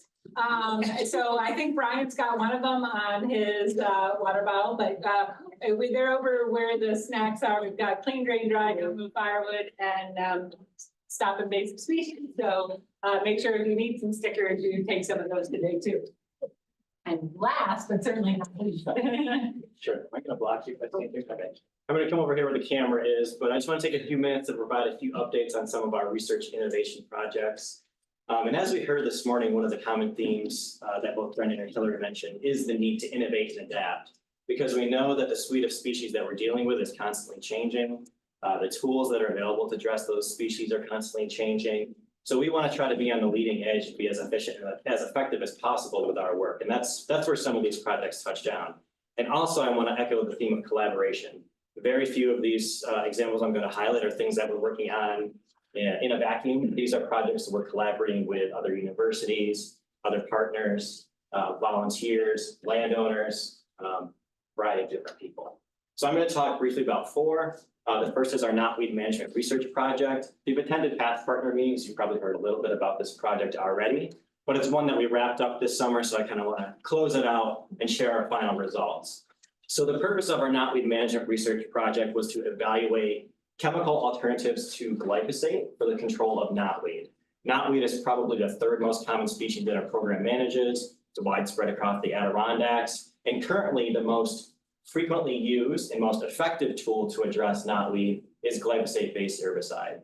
But if you've watched TV, if you've listened to the radio, if you've perused Facebook, maybe you've seen some ads about glyphosate, maybe about major lawsuits or potential cancer-causing risk. So glyphosate's gotten some pretty negative media attention over the years, regardless of whether it's an effective product or not. There's increased regulatory restriction on the use of glyphosate, and in the event that it is no longer available for our use, we want to know what is the next best alternative that we can use. Whoops. So we evaluated two alternatives to glyphosate, two different pesticides called imazapyr and aminopyrrolid. And we tried to apply these in two different techniques using direct stem injection, applying a concentrated solution of herbicide into a hollow stem of knotweed, and also foliar spray. So applying a diluted solution of the herbicides to the leaves of knotweed.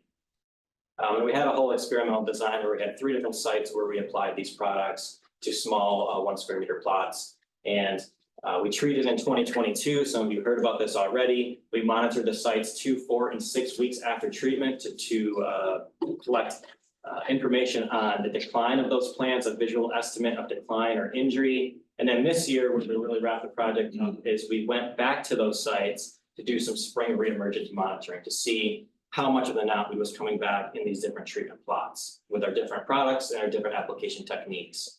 So here are our results. Some of you may have seen this already. This is our initial treatment year results showing how effective each product was. So on the x-axis, you have all the treatments that we applied. On the y-axis is average % injury within our plots. In other words, how effective was the product? Greater injury is more effective. But you can see over time, the different bars represent our different monitoring periods at 2, 4, and 6 weeks. For all of the application techniques, the effectiveness went up over time, and all of them were much more effective than our control, where we did no treatment. No surprise there. But focusing in on 6 weeks after treatment, the end of our monitoring period, what we found was that generally speaking, our injection treatments were a little bit more effective than our foliar treatments. And within both of those treatment groups, glyphosate and aminopyrrolid were our most effective products.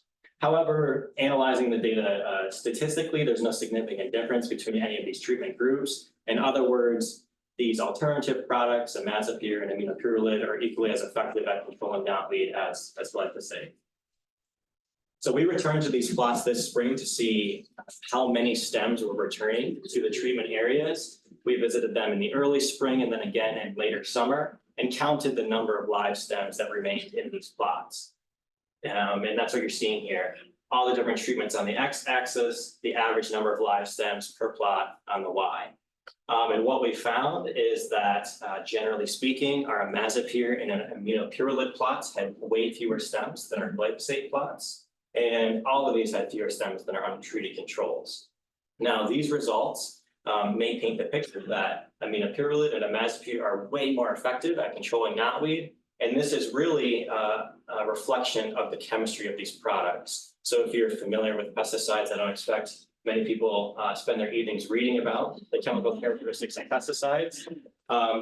But imazapyr and aminopyrrolid are both known to have soil residual activity. They're pre-emergent products as well as post-emergent products. In other words, when you apply them to a site, they remain active in the soil to prevent the emergence of plants. Whereas glyphosate is not a pre-emergent product, and it has a very short life in the environment. So it's no surprise that we see more stems returning to glyphosate treatment plots. And this is not necessarily a negative thing, because along with the knotweed stems that are returning are other non-invasive or native species beginning to approach in those plots. Where if we compare them to imazapyr and aminopyrrolid, these are brown spots. We need to wait for the chemistry of that product to wear off before other plants will return to those sites. Zach, Sure. both the new ones, which I can't pronounce, commercially available? Yep, so you beat us to the punch. So takeaways. Takeaways. So imazapyr and aminopyrrolid are both equally as effective at controlling knotweed. However, there are differences between the products that don't make them a perfect one-to-one substitute. One of them being their availability. So glyphosate you can find in a lot of different formulations available to both homeowners and landowners, commercial applicators. When we get to some of these other products, if you're just a general landowner that wants to treat knotweed in your yard, it's going to be quite a bit more difficult to access these products. And for the case of aminopyrrolid marketed under the trade name Milestone, you cannot access these products if you want. So there are differences in availability, as well as that soil residual, soil mobility, how well they stay within the site where they're applied, or whether they leach to potentially groundwater. So they're different. So although they're effective, they may not be a perfect substitute. So really, glyphosate remains our most viable most effective product. All right, then I'll briefly mention this is a product that Leah helped me with. Our hemlock wood eligible eDNA surveys. This is something that we're working on in close collaboration with Cornell University's Hemlock Initiative. They're leading the research into this work, where we're investigating the use of environmental DNA as a novel early detection tool for hemlock wood delicate. So 2023 was the second year that we participated in this project with Cornell. We collected branch samples of hemlock from various sites throughout the Adirondacks. There are 28 locations that we sampled, and they were originally selected based on their proximity to known occurrences of HWA. So we kind of had like these buffers radiating out from known occurrences of hemlock wood delicate and sampled at different distances to kind of gauge how effective the tool may be. So Leah helped with the sampling of this. Bill was really helpful, and after our first season, in doing some on-the-ground follow-up surveys, following the eDNA work to kind of validate some of the results. We got our data back from 2023, and the laboratory results are mixed. Not really sure what to make of the results at this point. And really the takeaway now is that more research is needed into the technique. We believe that it can be an effective tool for early detection surveys. However, the way that we currently are applying it in the field, collecting foliage, isn't adequate to collect the volume of DNA necessary to really have high sensitivity. So more work is needed, but it's something that we're going to continue to work on with our partners in the future. And then another one that we're working on with New York State Hemlock Initiative at Cornell. This work is being led by Nick Fischler, who's photo here. It's part of his PhD research project. And it's investigating the movement of imidacloprid, which is one of the pesticides frequently used to control hemlock wood delicate, and really looking at potential novel or new avenues of movement at treatment sites. So just a really quick primer on hemlock wood delicate management in New York State. Really our only tool for short-term control to knock down HWA populations and protect trees is insecticide. And there are two products that are commonly used, imidacloprid and dinotefuran. They're both neonicotinoid insecticides. They're systemic insecticides, meaning that they're applied to the tree, taken up by the tree, and then kill anything that feeds on the tree sap. They're a little bit different in how they function, where imidacloprid is a very slow-moving product, or so we've been told, where when it's applied to the tree, it takes a full season to reach the canopy. But once it's distributed throughout the tree, it lasts for 5 to 7 years, provides that long-lasting protection. Dinotefuran, on the other hand, is a short-lived product, but it's very fast. So when we apply it to the tree, it moves right up into the canopy and controls the deluges that same season. And often these two products are used in combination with one another to get both of those benefits. And there are several different application techniques that can be used to apply these pesticides to hemlocks to control hemlock wood delicate. Two of the most common, I would say, are basal bark application, which is the lower photo here, applying a solution of the insecticide to the lower portion of the trunk of the tree, and then injection, which is the top photo, directly injecting the product into the trunk of a hemlock tree. And these two application techniques are favored by practitioners because we can be very selective in where we're putting that pesticide. We know that it is going onto that tree, and we're not distributing it throughout the environment. We're not like blasting it up into the canopy with a big power sprayer. This is selective application to specific trees. However, we know that trees are interconnected beings. So even if we're very selective at applying this product to one tree, is there potential that that product could be moved to untreated trees nearby? Does anybody know what this photo is? Bill does, I know, because I take one of them to the property. But these are examples of living stumps. So these are trees that have been cut or have fallen down and have continued to grow despite the fact that they don't have any foliage for photosynthetic activity. So there's a tissue that's starting to come over the cut. That is growth that has occurred after this tree had been cut or had fallen down. So how does that happen if it doesn't have foliage to photosynthesize?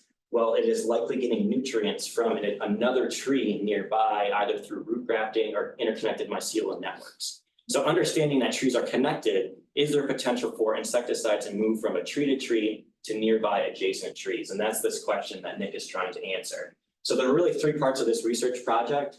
First, understanding if there is movement from these treated trees to nearby untreated trees, and whether there's a difference in the concentration of product based on the application technique used? In other words, are you more likely to see movement with basal bark or with injection? And then if there is movement, is it enough to affect the target pest like hemlock woolly delegate in those untreated trees? Or is there enough pesticide being moved tree to tree that it can impact things like biological control by introducing perhaps a non-lethal dose, but enough that would be detrimental to the health of biocontrols? We had I helped Nick out with this project this summer, doing some pesticide application. There are 2 research sites that are established, one in the lower Hudson Valley and then one here in the Adirondacks. Huge thank you to Bill for volunteering his property to be part of this research project. So at each of these sites, we've established 10 treatment units, and a treatment unit consists of 7 trees, where we have an injection treatment component where 1 tree is treated, and then there are 2 untreated trees marked and tracked nearby. And then we have the same thing for basal bark, where 1 tree is treated, and there are 2 nearby trees that are untreated but sampled, and then 1 control tree in between the 2. So foliage was collected from these trees pre-treatment, 1 month post-treatment, 6 weeks post-treatment, and then next year, foliage will be collected in the spring and then on 1 full year post-treatment.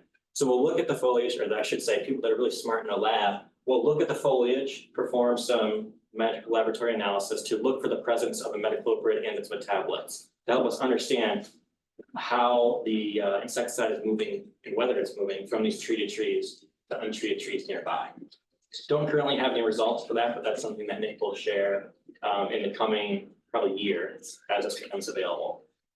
Lastly, I just wanted to highlight, I think Samira mentioned this in the opening, that we partnered with the University of Connecticut to collect 20 samples throughout the Adirondack Prism to submit to their university for research into the hemlock genome. And I think the long-term end goal is that this data could help inform genetic resistance breeding projects. And both Tamara and Leo were the boots on the ground that collected these 20 samples all throughout the Prism area. So we're excited to hear more about that, hopefully in the coming year or 2. And with that, All right. Samira. So great work on behalf of all of the APIPP staff. And again, none of this work would be possible without our partners. And we did a lot of celebration of our volunteers today, and we will hopefully do some additional celebration of our partners at our April meeting. I'm really excited that we were able to have 8 new partners join APIPP this year. So many of the organizations have been involved in APIPP, but we hadn't formally had people sign up as partners. So if your organization is not a partner yet and would like to be, we would love to have you join us as a partner in APIPP.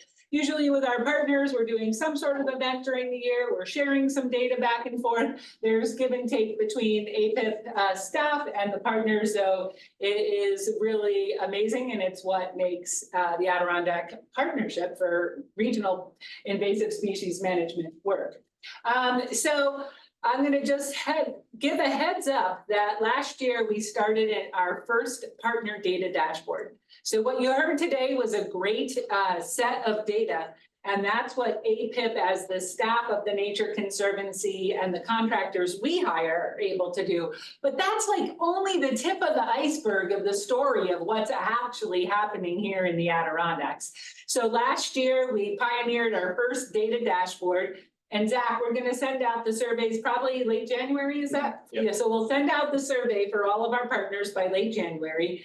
And what we want to know is, what were you able to do this year so we can roll all that data up? So last year we did the first test of it, and we had 17 partners reporting. We found 9 of those were monitoring terrestrial species and 9 were managing, not necessarily the same organizations. And we know what were the most common species out there being monitored and managed.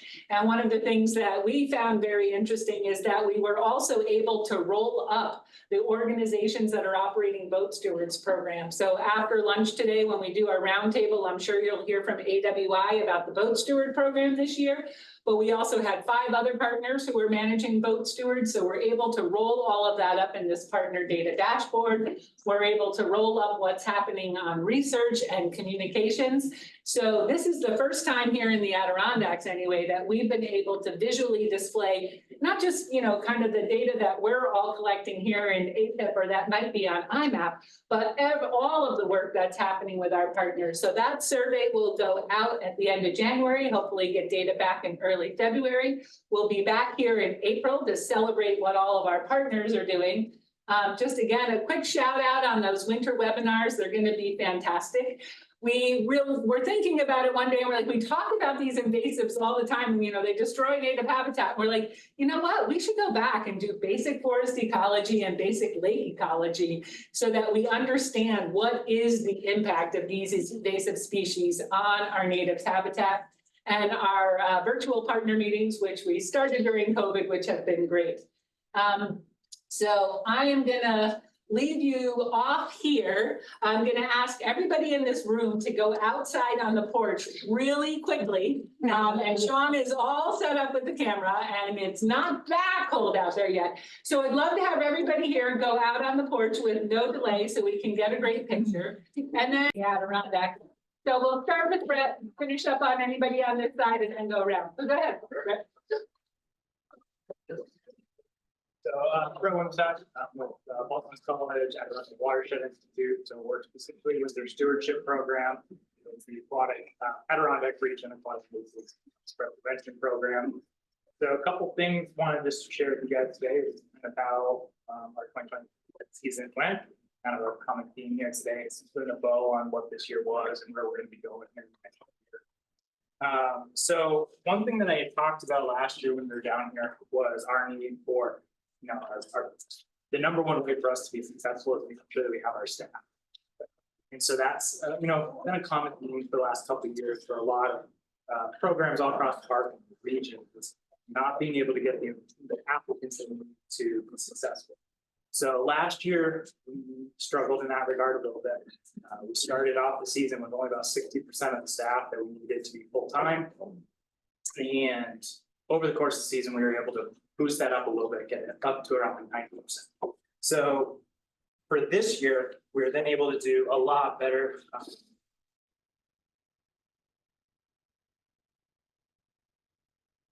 So going into this season, we were able to bring it up to about 95% to start off our year, which was fantastic. And so part of that strategy going forward was ensuring that we had full-time staff to be able to be successful there. So we were able to bring in 2 full-time employees, both here with us today. So we brought in Jen Denny, our stewardship program manager, and our decontamination program, Peter Murphy. So both of them being able to help us, be successful in training our staff and making sure that they're ready to go throughout the year. So kind of just looking at the numbers for this year, we did 130, we interacted with 139,000 visitors, 70,000 inspections on watercrafts. We did 3,200 decontaminations. And those 3,200 decontaminations, that represented about 4.6% of boats that we were inspecting and engaging with. So that is an increase from years past where we've been floating around the 4.1 to 4.4%. So we are seeing that needle move forward a little bit there. So out of the 70,000 inspections that were performed, 1,069 watercrafts were transporting aquatic invasive species. So that represents about 1.6% of the boats that were inspected this year, which is about right in line with where we've been with the last couple of years. We were up around 3-4% about 5 or so years ago. That's definitely been trending down 1.1% at the lowest point last year. Slight tick up from last year, but we're still kind of in that relative same area. One thing that was interesting, so last year, as I mentioned, we had considerably less staff in the field. This year, considerably more, around 95%. We're right about the same amount of inspections occurred this year versus last year, within 2,000, about 68,000 versus 70. However, we had far more steward hours actually built into our season. So we were looking at about 32% more stewarding hours this year compared to the year before. So it'll be interesting to continue to look at those numbers more as we go throughout the season, just seeing how much that traffic actually varied. But we are looking at, in the ballpark of an additional 12,000 steward hours this year compared to the year before, which is fantastic. Last year we had better part of, a dozen plus sites, unstaffed a good portion of the year. This year there's only 2 sites that really saw that lack of coverage. So kind of one of our big things that we're now excited about and moving forward is our 2024 positions are posted. We are funded and prepared to jump into the 2024 season. We're looking at about 115 seasonal positions all across the park, north, south, east, west.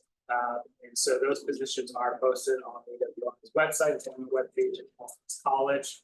So once again, we're always calling on all of our partners, volunteer groups here in this room, much further and wider, to be able to help fill out and knock out these positions. So it's important to know we're not looking for kind of what might be the standard applicant for a lot of these types of positions. We're not just looking for an undergrad or grad student that's able to work 10 weeks out of the summer. We're looking much beyond that. So in some cases, we're looking for high school students. We're looking for undergrad and grad students, but we're also looking for community members, lake association members, summer homeowners, second homeowners, those that are invested in this, aquatic resource for one reason or another. So that can be full-time, it can be part-time. We're able to piece together that full coverage to ensure that we're as effectively as possible covering these launches to launch with species. So to go with that as well, we've been able to bring up our starting wages to a considerably higher rate than they have been in years past, starting with this last year.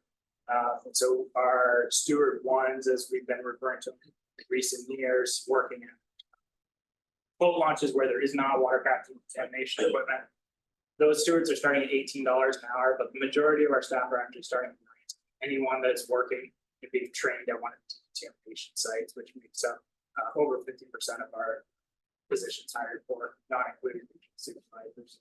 So just being really competitive with starting rates at anywhere from $18 to $21 an hour for regional supervisors. So once again, just thank you for all of your support over the months and years for our program here with APIPP, working with them. Any way that you guys can help direct people to us, it's always appreciated. So those positions are live and we're going to be starting interviewing in January. So, yeah. Thanks for that, Brett. I think there's a really great connection to some of the data that Brian was presenting. A lot of the new invasions that we found this year, again, we were specifically looking for them, different than some years, because they were in connected water bodies, but the majority of them were not at sites that have an active steward present. And we are like the envy of the country, thanks to what you guys at AWI do for all the stewards and the decon units. Anyone else from AWI want to chime in on any other updates? And then we'll turn to Eagle, the Council, and Upper Saranac after that. All right, any updates from Eagle, or you want to listen or pass? You can do either. Yeah, well, just quickly, we lived in the Adirondacks part-time, and 2 years ago we sold our business and moved up here full-time.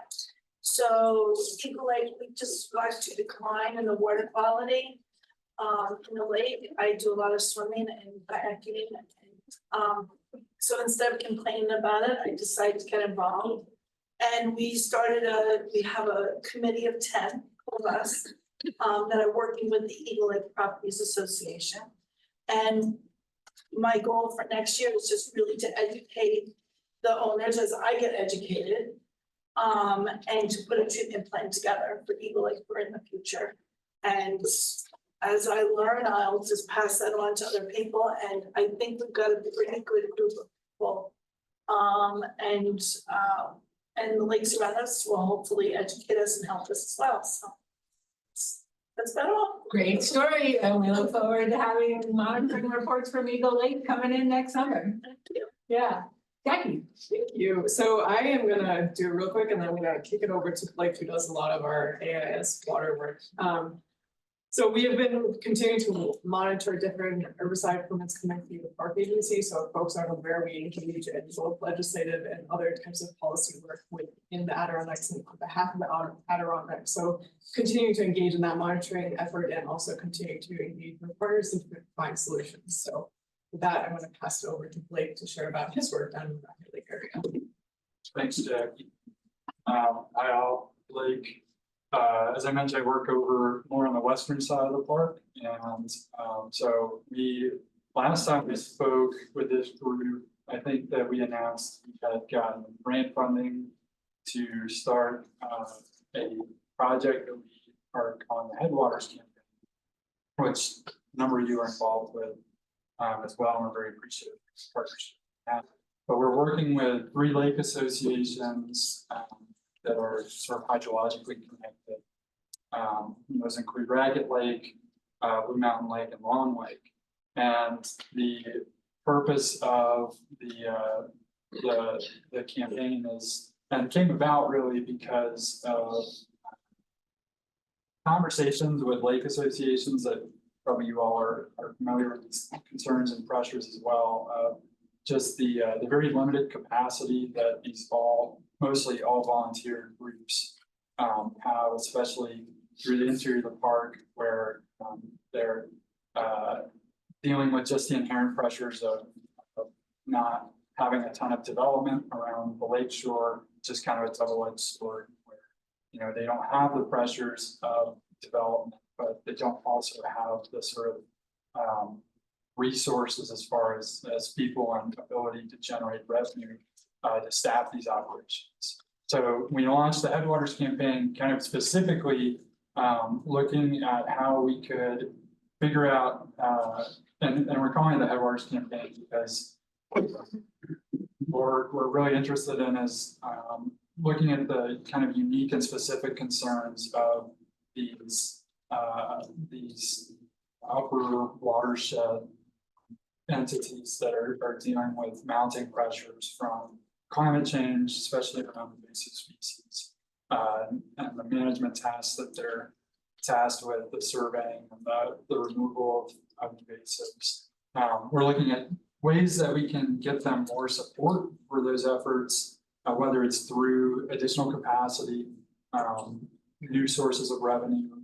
So we're trying to identify strategies right now for kind of like scaling up their communications and reaching new audiences.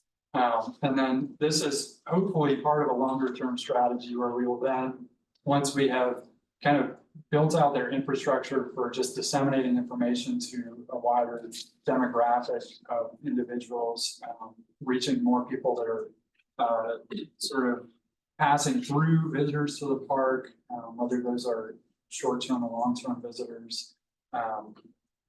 Once we've sort of established more of those connections and networks for the lake associations, then starting to move ahead with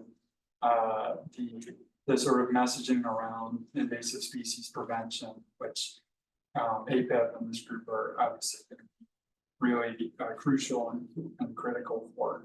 So we're hoping to build to that over the course of probably years at this point. We were really ambitious and hopeful at the start of this project, but ultimately we were really kind of beholden to the pace that the lake associations want to work. So we have to constantly remind ourselves that we're paid employees, a number of us that are on the steering committee, but the folks that are on the lake associations are generously volunteering their time. And, they're also not here all year round. So we're kind of learning as we go and have been just re-evaluating our. It's kind of a sliding end zone, if you will, with figuring out where we're going to be at the end of this year and a half grant window, which will wrap up in December. We're starting to have ideas about, what this work will look like beyond that scope, and just seeing a lot of cohesion between the 3 lake associations that we are working with, which has been really heartening, and we've gotten really good feedback from those groups. It's my update. All right, well, thanks for that, Blake, and for the council. I mean, that's just a really cool project on the Headwaters, and it's nice to see that region of the Adirondacks getting some more attention for the water bodies there, so that's great. And we'll turn it over to Guy with Upper Saranac. Guy Middleton, Lake Manager for Upper Saranac Foundation. I'm here wearing a couple hats. also a regional director for the Adirondack Lakes Alliance. With Blake is also a regional director. That ALA was during COVID kind of backed off a little bit, but now we're gearing things up again. We've held a few, well, actually last year we held our symposium. We will do that again this coming summer, and it's scheduled for August 9th. So you might want to put that on your calendar. Again, at Paul Smith College. We're also holding webinars usually about every other week. We've had a couple every other month. That'd be a lot of webinars.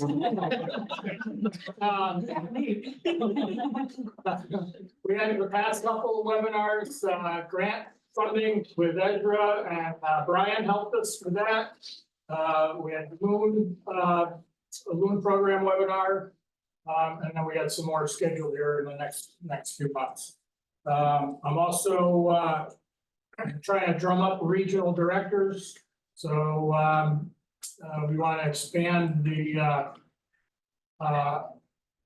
unfortunately it's not paid positions, but they are volunteer positions, but certainly looking to expand our regional directors. My other hat is the Upper Saranac Foundation as lake manager. We'll talk a little bit about our successful invasive species management. Through hand harvesting, we manage the waters in the Upper Saranac watershed, as well as some outside Lake Placid and Moody Pond. I'll boast some of our successes on Upper Saranac Lake, just kind of putting the data together for this year. Where once milfoil was a prominent plant on Upper Saranac Lake in a 5,000 acre lake, 1,200 acres of littoral zone. It's now a rare plant. It costs us about $35 a littoral zone for maintenance. And this year we found only 45 pounds of milfoil in a 5,000 acre lake.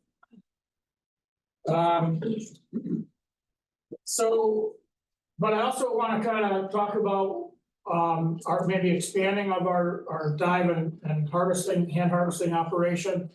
And then we are looking for divers for next year.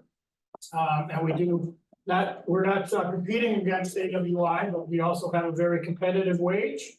Starting wage of about $27 for divers, and we're looking to expand our operation, providing we can get some more divers. Thank you. Well, and I want to thank Upper Saranac Foundation for putting together a dive crew. We've talked in this room and on Zoom a lot about how one of the challenges is there's not enough divers, there's not enough pesticide applicators to get all the work done. And Upper Saranac Foundation said, yeah, we'll put together a dive crew.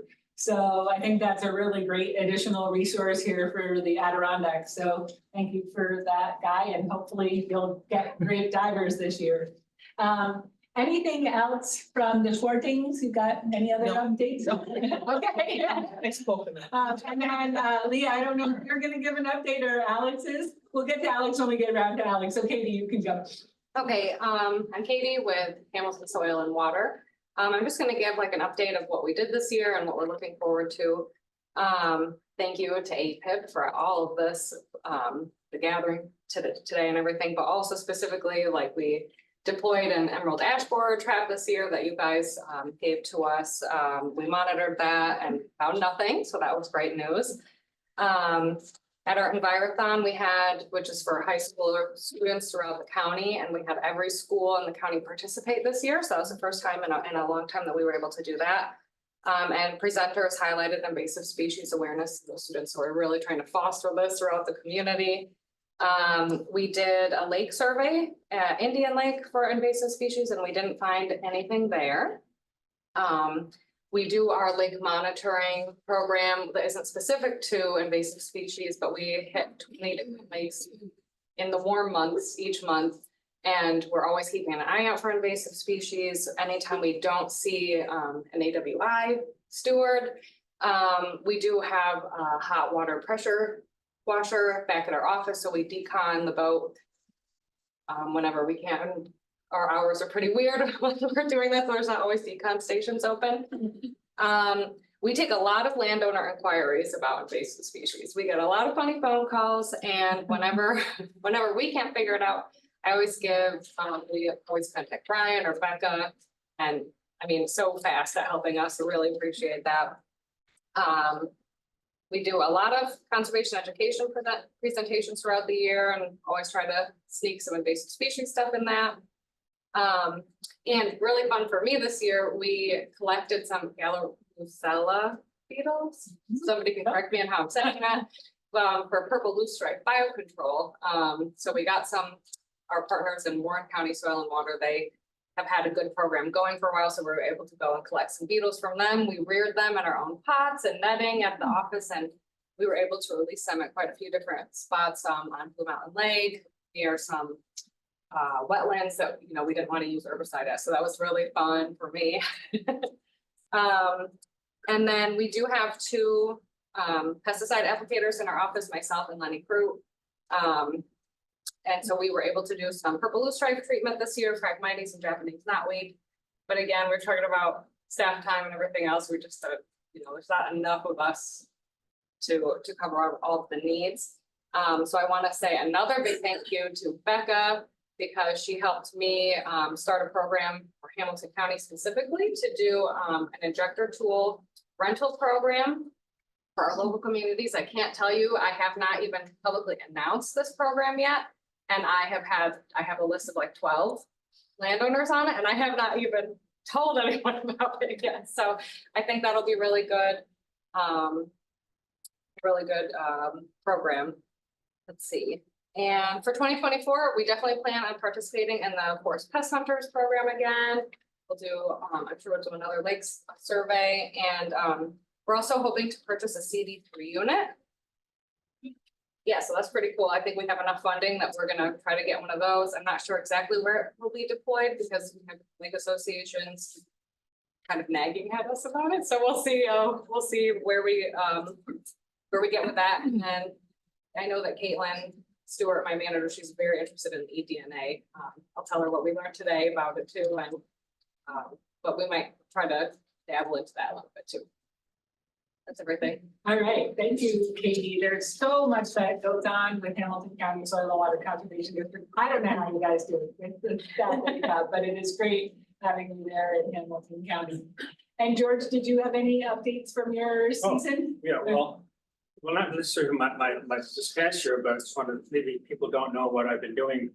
I guess I can sum myself a partner, because I'm not really an official partner, but I'm a commercial pesticide applicator. I kind of got my start up here back in whatever year it was, but Stephen Flint contacted me about working on the Tri-Lakes project. I don't know if anybody knows the Tri-Lakes project, but they brought the power line in from Potsdam to Tupper Lake. That was quite a few years ago. So I did all the invasive plant mitigation for National Grid. Is it National Grid or not even Mohawk back then? Whatever it was. National Grid, yeah. And so I did that, and then he got me going on the inlet regional. So I did the first couple of years of work with inlet, actually right in the town of Inlet on that, and then after that I got into got connected up with Lime Timber, Lime Timber is the second largest private landowner in the Adirondacks, over 250,000 acres of commercial timberland.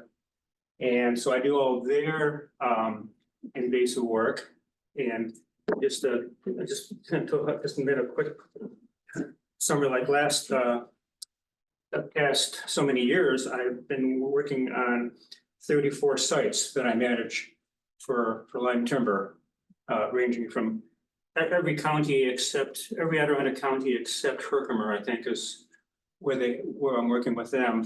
And most of these sites, the majority of them are Japanese knotweed. A couple sites that I'm doing is some of the woody invasives. These are mostly common buckthorn, Japanese barberry, Asian honeysuckles. And then in Saratoga County, I identified a Japanese stillgrass site last year. Or was it 2 years ago? No, I think it was 2 years ago. and in the town of Corinth, South Corinth. And I think it's still debating whether it's actually in the park or not. If it's not in the park, it's within like maybe a couple yards of the park. Anyway, but it's close enough. It's, I didn't worry that, you know, where the line is there, right? Exactly, I'm not sure, but so I've been managing that, basically just mechanically cutting, pulling, and I actually did a little flame weeding this past year, which is kind of fun to do. I have one of those backpack flamers, you know, with a 80,000 BTU torch on it. So it's great. I'm a little bit of a pyromaniac. Anyway, so that includes that sums up what I do for LATS. Lime Adirondack Timber Sales is their formal name. And then down also Lake George Association in Warren County, I've been working on the Westbrook Conservation Initiative site for a number of years, if you know what that is, in the village of Lake George. And also contiguous properties of the New York State Forest Reserve and the DEC maintenance facility there at Lake George, and also the Lake George Conservancy. And then I also have I'll also do some work with CATS, you know, Champlain Area Trails, combination of some volunteer work and some paid, contracting work. For that, mostly it's woody invasives and some Japanese knotweed too, but mostly woody invasive stuff. That's particularly at the Stone Quarry Park in Essex. And a couple of private clients in Herkimer County, Japanese knotweed, and Fort Ann. One thing I just want to mention, going back to Lake George, Westbrook, and the I guess that's the Lake George. That's the DEC campground, right? Lake George, the Battlefield campground. Yeah. And then there's the associated, you know, park around there on the Lake George Conservancy lands and stuff. But that site there, it's like a encyclopedia of invasives there. We've been training down there, so we can find everything. This one site. This one site. I'm managing Phragmites, Japanese knotweed, common and glossy buckthorn, Asian honeysuckles, and Oriole bittersweet. I'm not even including the garlic mustard, not even looking. So forget about that. So that's kind of like one of my sites that I can do everything there. And I'm also finding Oriole bittersweet, a couple other sites in Saratoga County and also in Essex County, but they're very minor, mostly associated with, you know, the other work I made, you know, doing a Japanese knotweed patch. I'll say, oh, there's some Oriole bittersweet, you know. That's like things like that. So that kind of sums up what I'm doing there and around. And I also do a lot of work I also work with New York State Parks and a couple land trusts down in the Finger Lakes, Central New York, you know, Finger Lakes Land Trust, Central New York Land Trust, New York State Parks, Central Division, doing work for them. So I keep busy. Well, it is great to have George's skills applied here in the Adirondack Park. And I first connected with George through APIPP because he was involved in the regional invasive, the regional inlet invasive plant project, right? RIP. And so I do think that a lot of the success of knotweed control in the Adirondacks had stemmed from RIP, and you were a big part of that.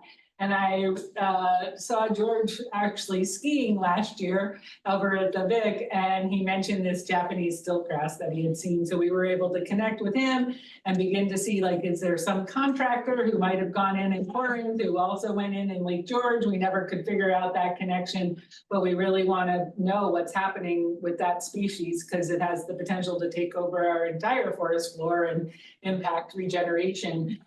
So like we can't have eyes and ears everywhere, but George's eyes and ears on the ground and knowing what he was seeing was really important. So, and Aaron, you want to give us an update? Thank you. Aaron Zeman, my title is Project Analyst for Forest Resources at the Adirondack Park Agency.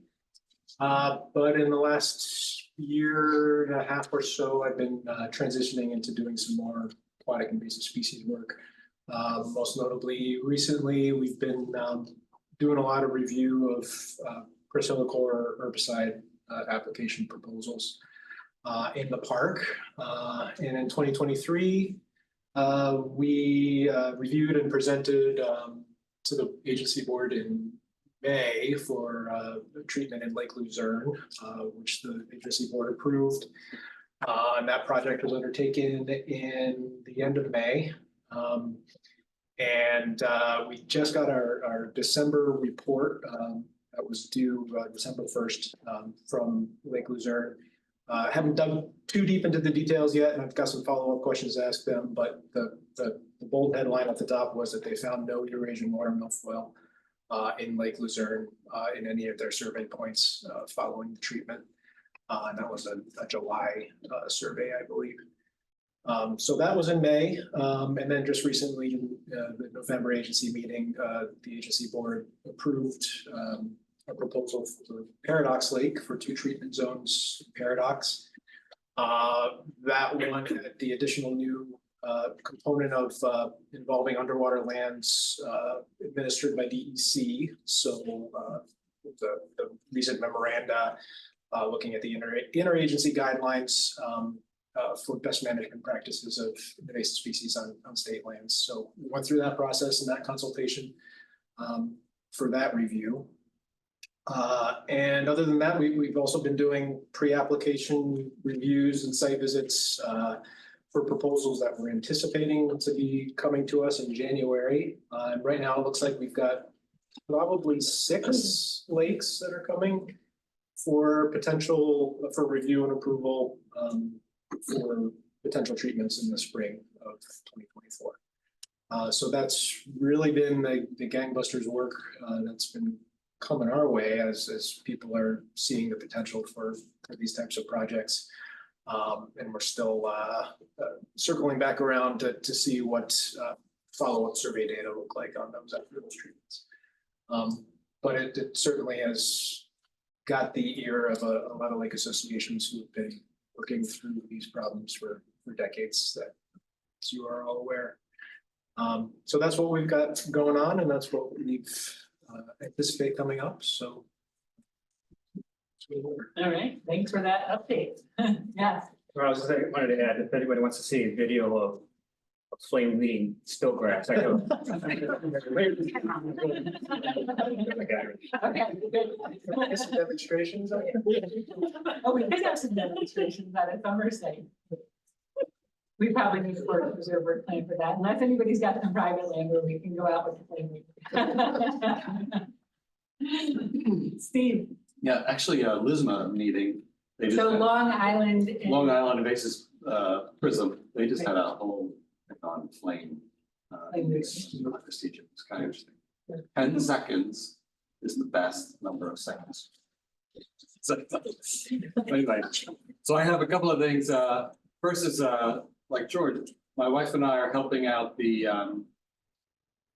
Adirondack Garden Club over in Essex at the Essex Quarry, the Cats Preserve over there. And they have selected 4 different areas where they're going to, where they have been getting rid of 3 main invasives, the buckthorn, bittersweet, and a bush honeysuckle. And then they've been collecting seed. We've been helping them collect seed. And then they're going to raise those plants and plant them out in those areas invasives. So it's a nice little project. And what's interesting though is that the Lonicera there, bush honeysuckle, is Lonicera xylostea, which Lonicera mori and bella, but this is a new one that I wasn't really familiar with, but it's the dominant Lonicera in the understory there. So you should probably become familiar with that. It starts with an X, xylostea. And so this winter I'll be doing a guide to all the Lonicera bush honeysuckles in New York. So, and hopefully have that ready by the spring. What's the common name of that seed? It's called European fly honeysuckle. Yeah, I know it was a honeysuckle, but I didn't know what species it was. Yeah, yeah, I didn't either until. But and then the other thing is the Adirondacks Botanical Society. We've been doing field trips around the Adirondacks, and this summer we have what are called flash spots, and so those are things which sort of last minute planning, going out and looking at sites that nobody had planned on doing, but then we decide, well, let's go. So we have a listserv that we put out. We're gonna do a flash bot and later in the summer, we went to the Adirondack Land Trust property, that newly acquired property at the beginning of Lodge Road, where you see the view of the Adirondacks. They bought that field there and the woods down near the old Sable. So we went out there and did a plant survey of that area, the woods and the fields. We'll probably do some more of that. But we also try and look for any invasives that we find and put those into IMAP. So we'll be planning, let's see, next month, we'll be planning to do what we're gonna do next year. And hopefully we can focus in more too on invasives, any invasives project that maybe we can help you all with. So if anybody wants to join the Adirondack Botanical Society, there is a website and you can join the serve there if you want to go on some of the filters. And you can link right to it from the partner page on our website, because we have the direct link to the Botanical Society. And when you get the honeysuckle guide ready, we'll be happy to promote it on our website too, just to let people know it's out there. Great. Yeah. And Alex. Hello, everybody. I'm from the Lake George Land Conservancy. We're an accredited land trust, Lake George. We manage about 5,000 acres of land, Lake George. And with APIPP, where do I even start? You know, managing land and having an organization like APIPP is just really awesome. It helps us out a lot. We do lots of different projects. HWA management, we've been doing this for a lot of years. Surveying, treating, just trying to create, you know, a whole system around, you know, HWA and how we treat it in the woods and how we manage it and, on our properties and on public properties and on private properties. And it's really become this huge thing since we found it back in, it was like 2015. It's been kind of a rush. Other things that APIPP does everything for. Anytime we need something to do for us, you know, they help us manage invasives on our properties. They're an incredible resource. We help them facilitate talks, and webinars, and things like that in the South Adirondacks, where it's easier to get people from down south to gather and talk about these things. There's just so many things. You know, APIPP helps us, you know, with our, we have areas that we watch for ash borer, some really sensitive black ash stands. No, I really appreciate them doing stuff like that for us. And yeah, just so many different things. I really can't even get into it. But you know, the HWA work has been really good. I want to thank Zach and Rebecca and Tamara too, just for you know, the help, especially this year. Working over at the our Clark Hollow Bay site, which is the northernmost infestation of HWA. So me and Zach treated this year. And we got to release biocontrols last month too. So you know, we're really working that site, trying to slow the spread, and, you know, keep everybody aware and get the word out. So Thanks. And Lake George Land Conservancy is fairly unique in the land trust community of having a pesticide applicator on staff and doing as much of the invasive work that they do. They presented with a few of us at the Land Trust Alliance New York conference earlier in May of this year.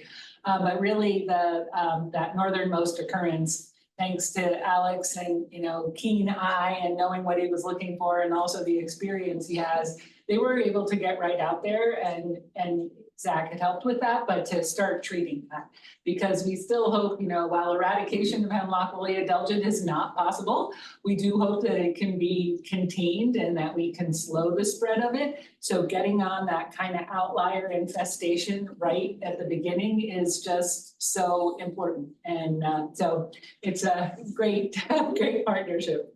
I think I'm going to go up to Dom and go this way and then jump back to Azra after that. So Dom? Hi, Don Peters, first year volunteer.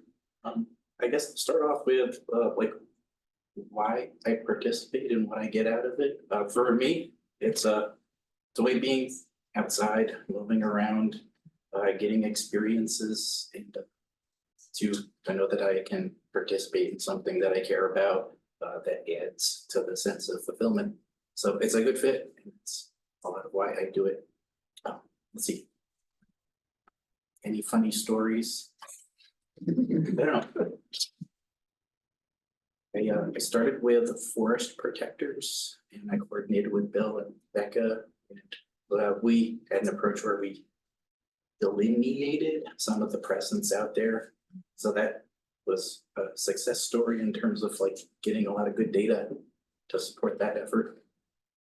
I continued with the lake protector forest. I logged about 1,000 acres of survey sites. Let's see, some of the highlights. Oh, yeah, like Cedar River flow. I found some really dense presence of native milfoil. That was a highlight. That kind of made me smile because Brian had offered me a data sheet to fill out, but it like the increments were like, is it less than 10 square feet or is less than 100 square feet? But this was like hundreds of acres of dense native milfoil. So that was like a joy to be able to check one of those boxes. And yeah, like some of the, like as a first year, you have to like come up to speed with your skills. Species don't have name tags, so you have to like you're out there with your skills. Yeah. So sometimes you're like, is this, do we have a big problem or is this native? So you have to figure it out. Like with at Lake Lila, finding little floating heart for the first time. I was counting leaves. I'm like 1, 2, 3, 4, 5. Okay, good, and like making sure it wasn't frosted. So that's a little bit of like fun stories and such. I dig using gadgetry to help me out with when I'm out there. I found that having I put a sonar with me when I went out this year. I found that it helped me find some of the vegetation underwater. So it helped me hone in on it with a little bit less effort. So I thought that was cool. Next year, I hope to have a little motorized craft to go out and kind of like assist me. Like I can go and look for stuff and this could go and sweep with the sonar. It's a concept. We'll see if it pans out, but that's another music. I can already tell Brian wants to go out and play with the gadgets. And there may be some other people in the room. Tom also will make these really good videos that kind of like both photos and videos when he's out there, and I think we shared a couple of them on our Facebook and social media page. So it's a great way. I spend a lot of my time looking at the lakes through a computer. So his ones are very interactive with videos and photos. So I almost feel like I could get to go out there with her. So that's fun. Cool. Thanks. Yes, I guess. Okay. Oh God, no. Where I start? Well, I mean, some of the things you saw, I'm Bill Widrick, by the way. There were some presentations earlier with, with a lot of the HWA data entries into IMAP, and I want to say I was chatting here earlier. That IMAP program and database is absolutely awesome. I love that thing. So, anyhow, I guess things that I've kind of done over the last 12 months or so. Much to my own dismay, I identified 4 different HWA stations, various places, not all of them in the Adirondack Park, but 3 of them were. Hanging off some cliffs, as I remember. Thanks. Not much, but Zach would tip me off on something, and I'd go out and look. That was certainly the one there. What was the northernmost location on Lake George, some mountain range down below on the eastern side of it. And it's a 5-mile point, I believe. I can't. So there was that, and then seeing one data point that Becca Terry, who was the forester down there, had entered on eastern shore below Shelvin Rock. And that turned into an absolute monster of an area of, several, probably 40, 50 acres of infestation. And then found one at the Spruce Mountain location, just kind of below Corinth. So I mean, it's just, and I joked with Tamara about it, or sending messages, is like, you probably heard me swearing all the way up there as soon as I come across these things. It's like, good Lord, where does it stop? But anyhow, a lot of work there. Assisting Zach and Nick Dietschler with the chemical application study. We're fortunate, my wife and I own a property up on Upper Chattagat Lake, and we've got some old growth trees, and in talking with Nick about it, he's the idea that some of these trees are probably 300 years old, and just okay, what can we do with this thing and help out? And just working on studies like this for me is really impressive, and it's just very meaningful to be able to do this after a career working in the paper industry. I mean, you can get it tomorrow right now. I went to ESF and at the time when I graduated, I mean, it was like the pulp and paper program was one of the few at that place where you could really be guaranteed a decent job. So I did that for 35 years, and now I'm actually doing something that I really like, which is being outside, crawl around in the woods. So there's that end of it, helping out Becca with the black ash study on the Upper Lake as well. That's just something, she popped up the idea, does anybody know where there's black ash stands? And says, well, yeah, I do. So we got involved with that. Knock on wood, so far nothing's been turned up there with the AB. And then with BLD, which in my estimation, that's the one, I think of all the ones we're working on, that scares the crap out of me, how fast that thing is spreading. H-leaf disease, if you're not familiar with the acronym. So when the program kicked off this summer here, going out and searching, Tamara or somebody had mentioned, and maybe it was Becca, that there was a spotted at Edgecombe Pond there near Lake George. So I said, look, I've seen pictures, in the training sessions here. I'm actually going to go there and see this stuff. And so I did, and just be looking at a picture, on a presentation, one or two of them versus going and actually crawling around and seeing it. Like, oh my God! I mean, it's night and day different. If you're worried about being able to spot it or not, when you walk up to it, best thing I can describe the leaves looking as, it's like looking at plastic leaves, like a floral arrangement, and they also all curled up. They look like Ruffles potato chips.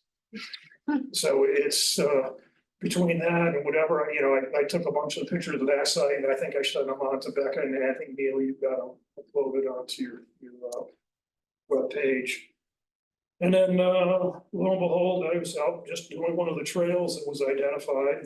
Hadn't seen anything all day, sat down, started eating my lunch, and then for me to that laptop away, there's something right there in front of me.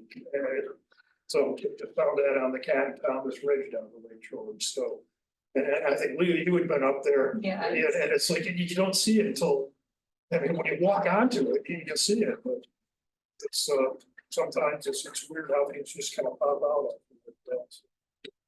So anyway, just things that I'm doing there, tag teaming with Don and Lake George on a lot of the HWA work. Anything I can do to help out with the EPA work, help us out with that. So anybody's got anything else they want to shoot my way on that. He'll go out in any weather on any terrain. So keep that in mind. Well, yeah, definitely.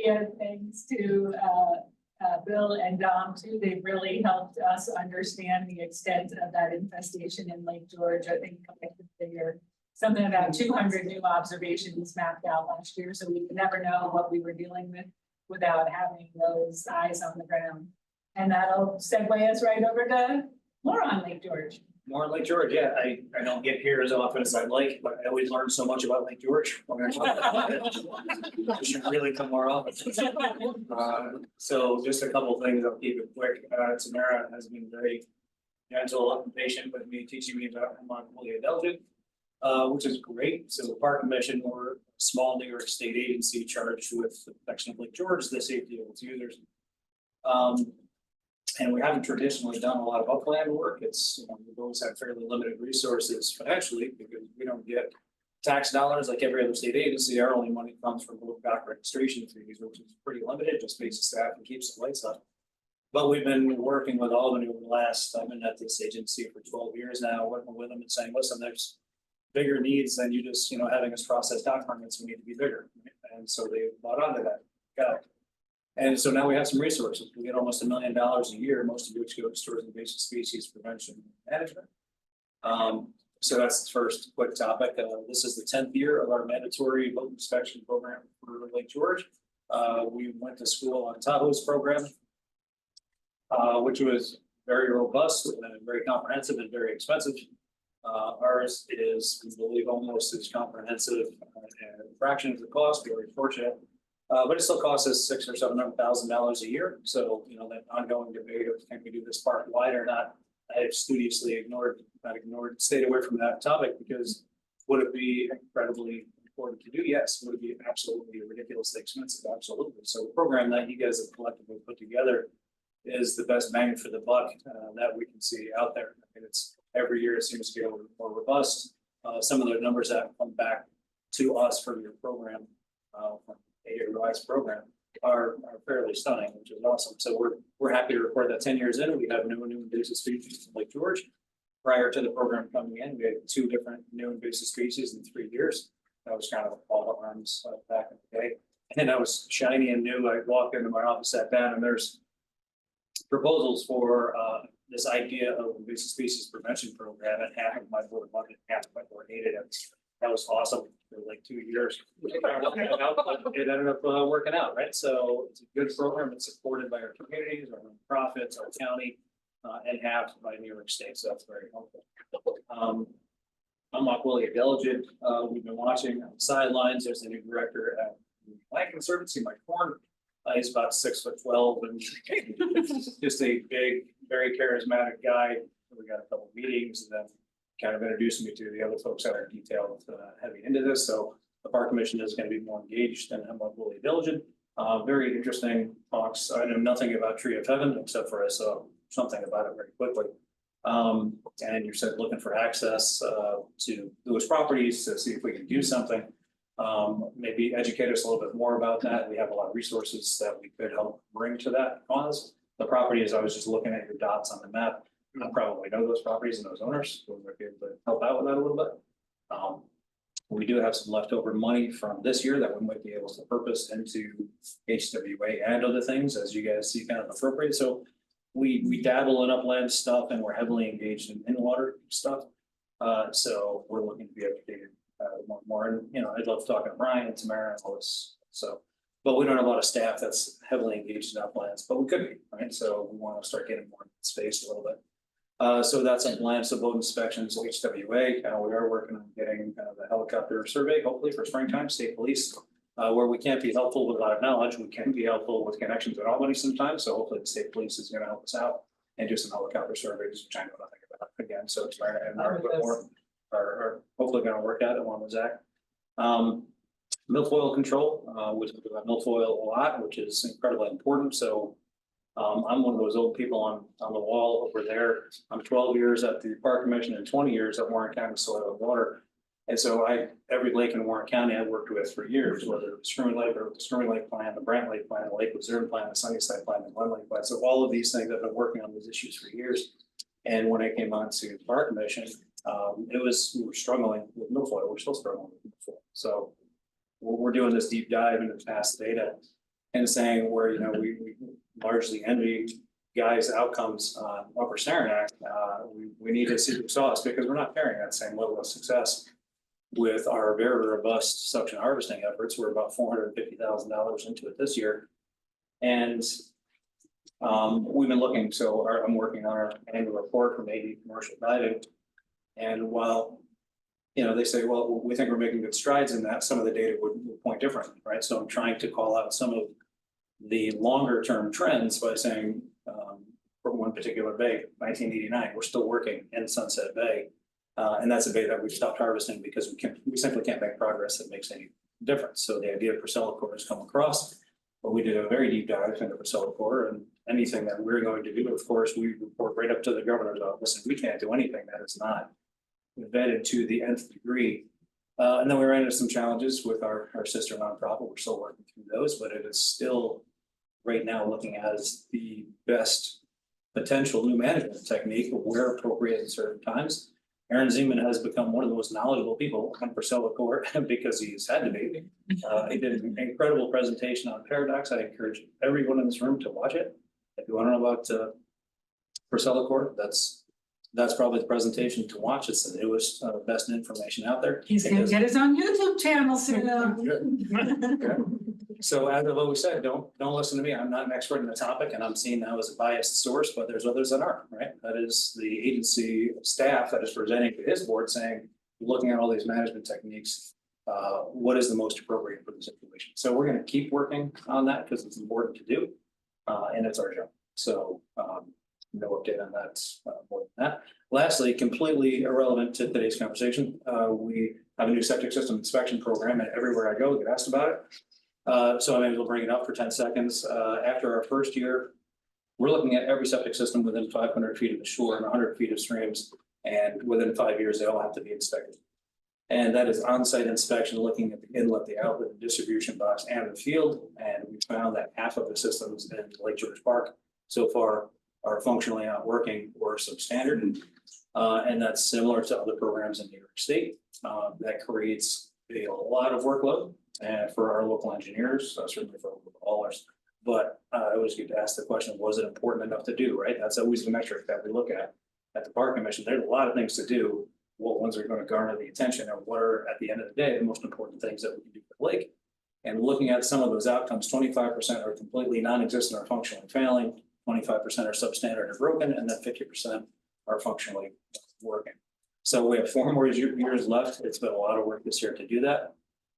But yes, it's important to do. So completely irrelevant again today, but throw it out there if anybody wants to talk about. Not really irrelevant. It's we're all, all of these pieces tied together. So thanks for the time. And honestly, I've written so many notes at this, and I'm 32 years into this stuff, so can still learn a lot of things. So thanks for having me. Yeah, and we may be in touch with you on tree health. I want to give Becca a shout out that, in this day and age, especially after what had happened in Salem, New York earlier this summer with some teenagers drove into the wrong driveway, it takes a lot of guts to walk up to a stranger's door and knock on their door to see if you can come on and bring a pesticide applicator or a arborist to come cut trees down on their property. But Becca is so committed to try and get that tree of heaven out. She had a couple of days of door knocks, some of which were successful, some of which the people weren't home. We've tried letters. We just have landowners we can't get a hold of. She did one day find like a 14-year-old young man out, and he lives with his grandfather, and he was able to get the grandfather out of the house, and they went together and rounded up some neighbors.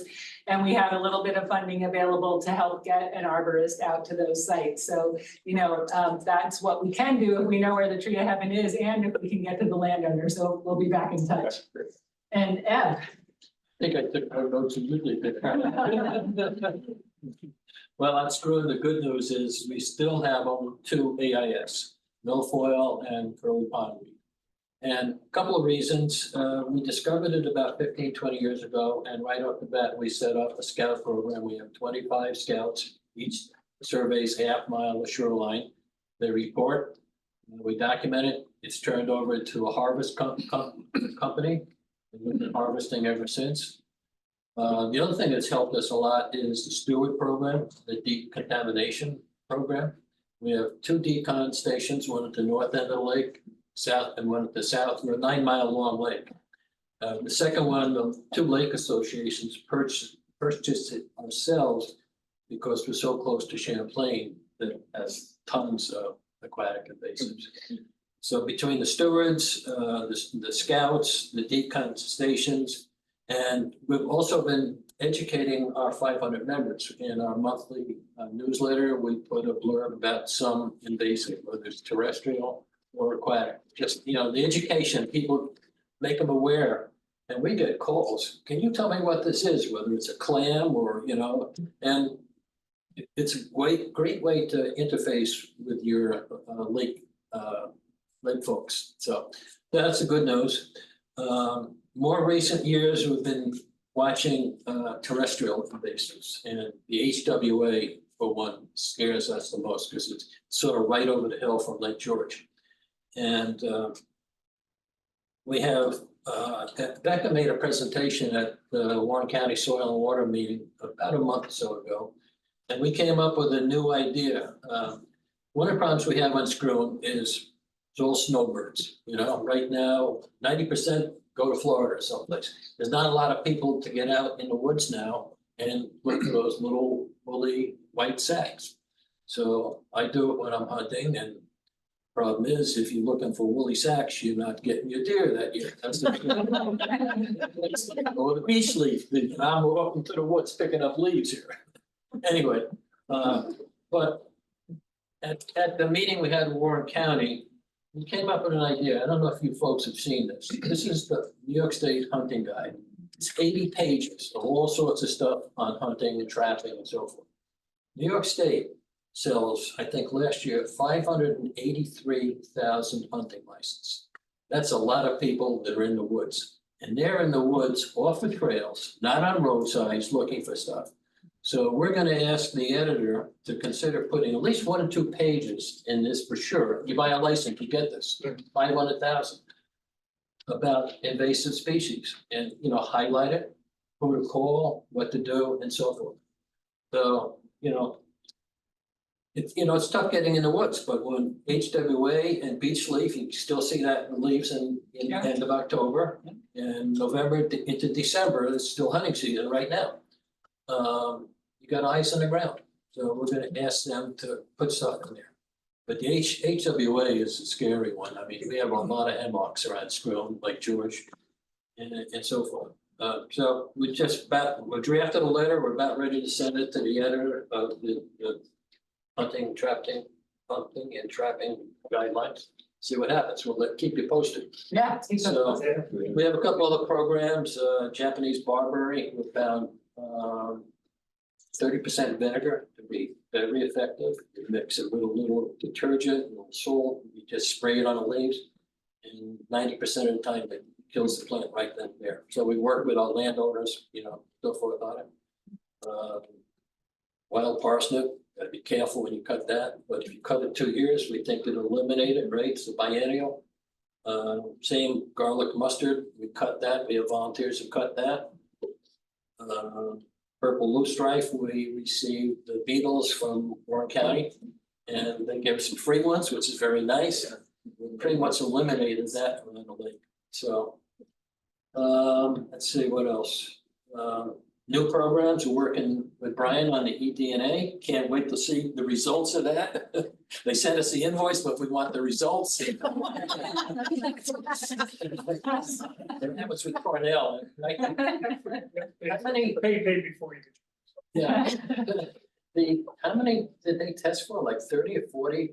Yeah, we're testing, I think the total number is 40, but that included like 5 or 6 marine species that hopefully will not. And we're just looking at that as a brand new tool, especially this year. The lake level was so high, you couldn't see down into the lake. And all the stuff coming in the Screw River, it was dirty, cloudy, and the visibility was terrible. Matter of fact, we had a couple of our scouts who couldn't even get their boats out of the harbor because they had to get under a bridge. They couldn't get the boat out under the bridge this year to get out there and scout. So little problems like that. So we're excited about that. What else? We became loon certified lake. So we're excited. And that takes a lot of work. You got to do a lot of things to get certified. Let's see what else. I wrote something else down here. Oh, well, there's something else new that Tesla has done. We've created scholarships for local students, Warren County and Screw, if they pursue a curriculum in environmental studies. So we think we really like to do things with the local folks. So That's excellent. Hopefully some of those scholarship recipients will go on to apply for jobs with AWI or as divers. Or scouts, you know. Right. Okay, that's it. Great, thank you. Thanks for everything you're doing. All right, what's happening with Azra? Yeah, I'm Liz with the Stable River Association. I'd say our role in invasive species has been more than education outreach this year and some monitoring. So it's the 12th season that we've had a river steward, and they focus on primarily the west branch of the Stable River, where we have a lot of anglers come, big fly fishing areas. So they interact with the anglers and teach them about invasive species, and they also maintain wader watch stations. I think there's watch waders. The river steward also goes to a lot of events throughout the area from trying to spread this information. We've also been working with the Adirondack 46ers to get some food brush stations at some trailheads, primarily in ones that go to IPIPP's them. And another way that we've been doing some work that's not directly focused, but we've been participating in Streamwise the past couple of years, which is the program run on the Champion Basin program that works with landowners that have streams or rivers on their property to look at their riparian buffers. And unfortunately, we're finding a lot of invasive species, but it's been a great tool to educate these landowners. Most of them have no idea that they're there, and we've had a few that are diving in, trying to manage them. So that's been really great to see. And then next year, well, this year is kind of the pilot year for scale, and this is really climate change ecosystems, which I'm sure some of you have heard of. And part of that is doing eDNA on the lake. So it'll be interesting to get your results and our results, but that's also through Cornell. And I think that's going to be looking for aquatic invasive species as well. So next year, I think it's rolling out and will be many more weeks. Well, and thanks for getting all those boot brushes out there. If you guys don't know, we do have a cooperative boot brush station program. So Sean designs great boot brushes, and we can help with design if you have land and trailheads that you have permission to put boot brushes on, not to Louisiana Forest Preserve, but on other properties. We can help with those pieces. And a shout out to Azra too, because December next week, I think, is the closing of your curator position that's open. But they're going to start a new native plant nursery up at out at Feline to start growing some native plants for stream bank restoration. So really, really excited about that, because once we get those invasives out, it's really good to be able to get some plants in. So that's filling a critical need. All right, Ezra. Hey, Ezra Schwartzberg, Adirondack Research. So this year we performed early detection surveys for aquatic invasive species on 36 lakes, I think, for APIPP. And then we did surveys on another 17 water bodies, about half of which were early detection surveys for region prism and lake associations. And the other half were pre-permitting and post-treatment surveys for Purcell work. And that was both in the park and outside the park across the state. One big bit of news that is going on at Adirondack Research, I already mentioned this, is we are now a registered pesticide business. So we have a 2-year plan. This next year, we're hiring a pesticide applicator with a 3-way license. So we're going to be doing terrestrial work in the first year. And we're ramping up our ability in contracts to do aquatic work. Our focus is going to be in the Adirondack Park. We're hoping to bring our scientific expertise and high quality research that we do to be able to do these anticipated Purcell treatments for milk oil in the Adirondack Park at a very high level. And I've been talking to a lot of people at the state level. We're not trying to compete with Solitude. We're not trying to be the cheapest applicators. We're trying to be the best ones, do the best quality work, especially for a product like that in the Adirondack Park. So that's our plan. So I wanted to share that with everybody so you know kind of where we're headed and that's what you can do with. Thank you. All right, we're very fortunate to have a research entity of that quality right in the Adirondacks, and with the flexibility to kind of hire people and gear up for different projects. We've taken advantage of that in the Lake George area when we had the first infestation and all of that. So that's great. And Mitch, I'm at. Hi, I'm Mitch O'Neill with the IMAP team at the New York Natural Heritage Program.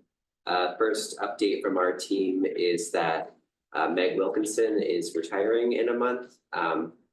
Meg's been at the helm of IMAP since before it even began back in 2010, and I know she's been very grateful to work with a lot of the people here. So we're happy to have her on the team for another month, and then we wish her a happy retirement after that. And also just in general, thank you to everyone here. Lots of data has been coming in from the Adirondacks this year. Lots of data from partners and PRISM itself and volunteers. I got to put some faces to names I know from the database today, which is always fun. So it's great to get that information and also to see how that information is being used from hearing from partners today. That's always cool to see because that's the whole point of working on this centralized database. And this information will be, information collected this year will go into the update to the tiers that we do each year. So keep an eye out for updates to the tiers list next year. Of course, those go through expert review by APIPP staff and partners. And then the last update is just, I wanted to mention our management outcomes viewer. This was a product that came from a grad student at SUNY SF, Fate Saiwang Nuan, who completed his research a few months ago. And so this is an analysis that takes IMAP data, so presence, treatment not detected, and looks at the layered information over the years to see if presence polygons are growing or shrinking, to basically identify sites where treatments are successful, infestations are shrinking, but also sites where maybe infestations are still growing in spite of treatments or there's just no changes. So I encourage people to take a look at that. I could give you the URL, but I think the easiest thing would just be Google IMAP Invasives Management Outcomes Viewer. That's everything. Thanks. Right, and we can give you the links to the management outcomes viewer too. So if you are doing any kind of management out there, pulling honeysuckle, doing buckthorn work, doing barberry work, any of that kind of management stuff that can get into IMAP will be really great to have that kind of history over time. IMAP, as people have said, is like this amazing database, and the more we can populate it with management data over time, like 25 years, we'll be able to really see what's working and what's not working and where, so that's great. And I'm going to say last but certainly not least, I'm going to call on Bob from DEC, but none of this would be possible without the support of the New York State Department of Environmental Conservation. So it's fortunate that you're at the end because it's a big thanks to DEC for making a lot of this work happen. Awesome, thanks for having me be last. Hi, everyone. I'm Bob. Like you said, from the New York State DEC. I'm the Response Management Coordinator. So as far as updates, I do know we have a Research Scientist 2 position open that's in our lab, formerly Jessica Ancillary's position, running our lab. So if you know anyone that would be a good fit, just have them go apply. It's all online, the same DEC job posting sites. As far as things that I've been doing, kind of in touch with APIPP, I'd say one thing that kind of comes to mind is crosswalking data, our DEC data over into IMAP. It's not always as quick as you would think. We have a lot of metrics that we like to, have in our data. It's not just we found this tree of whatever, southern pine beetle. Is it a stage 1 tree, a stage 2 tree, and how do we get that data into IMAP? It doesn't always crosswalk over too well. So we have an intern.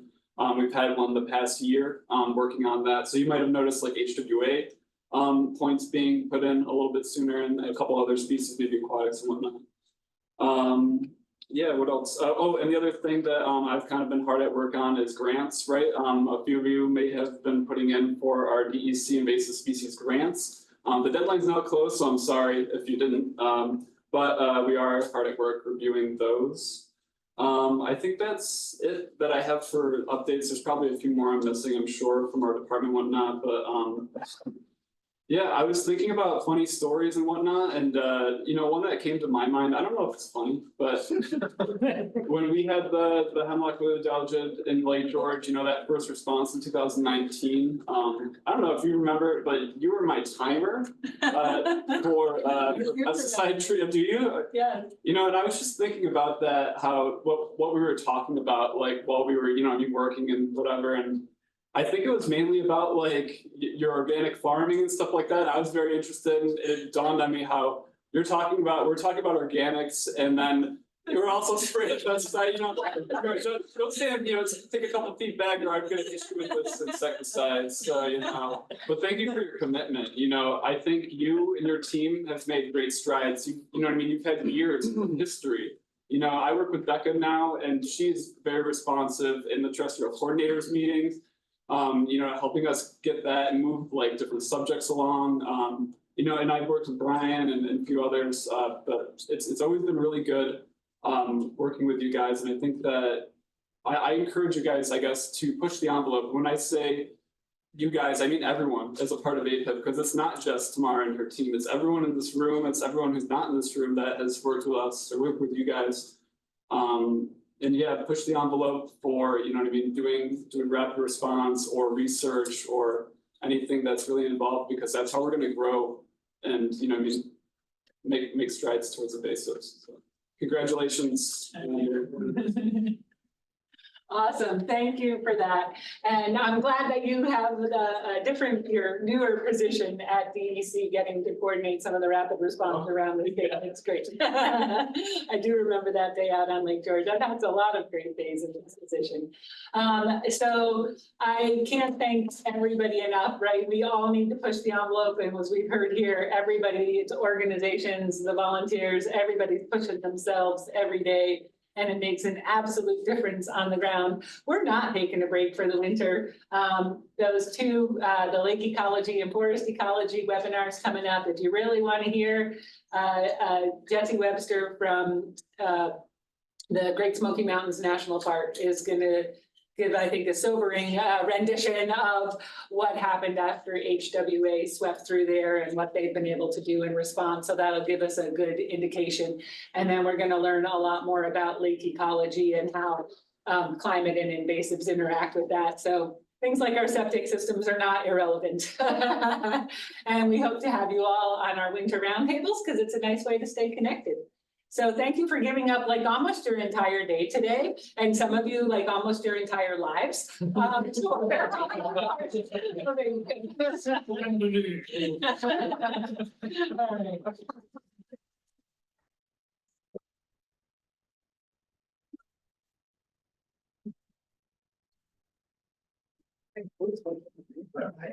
right.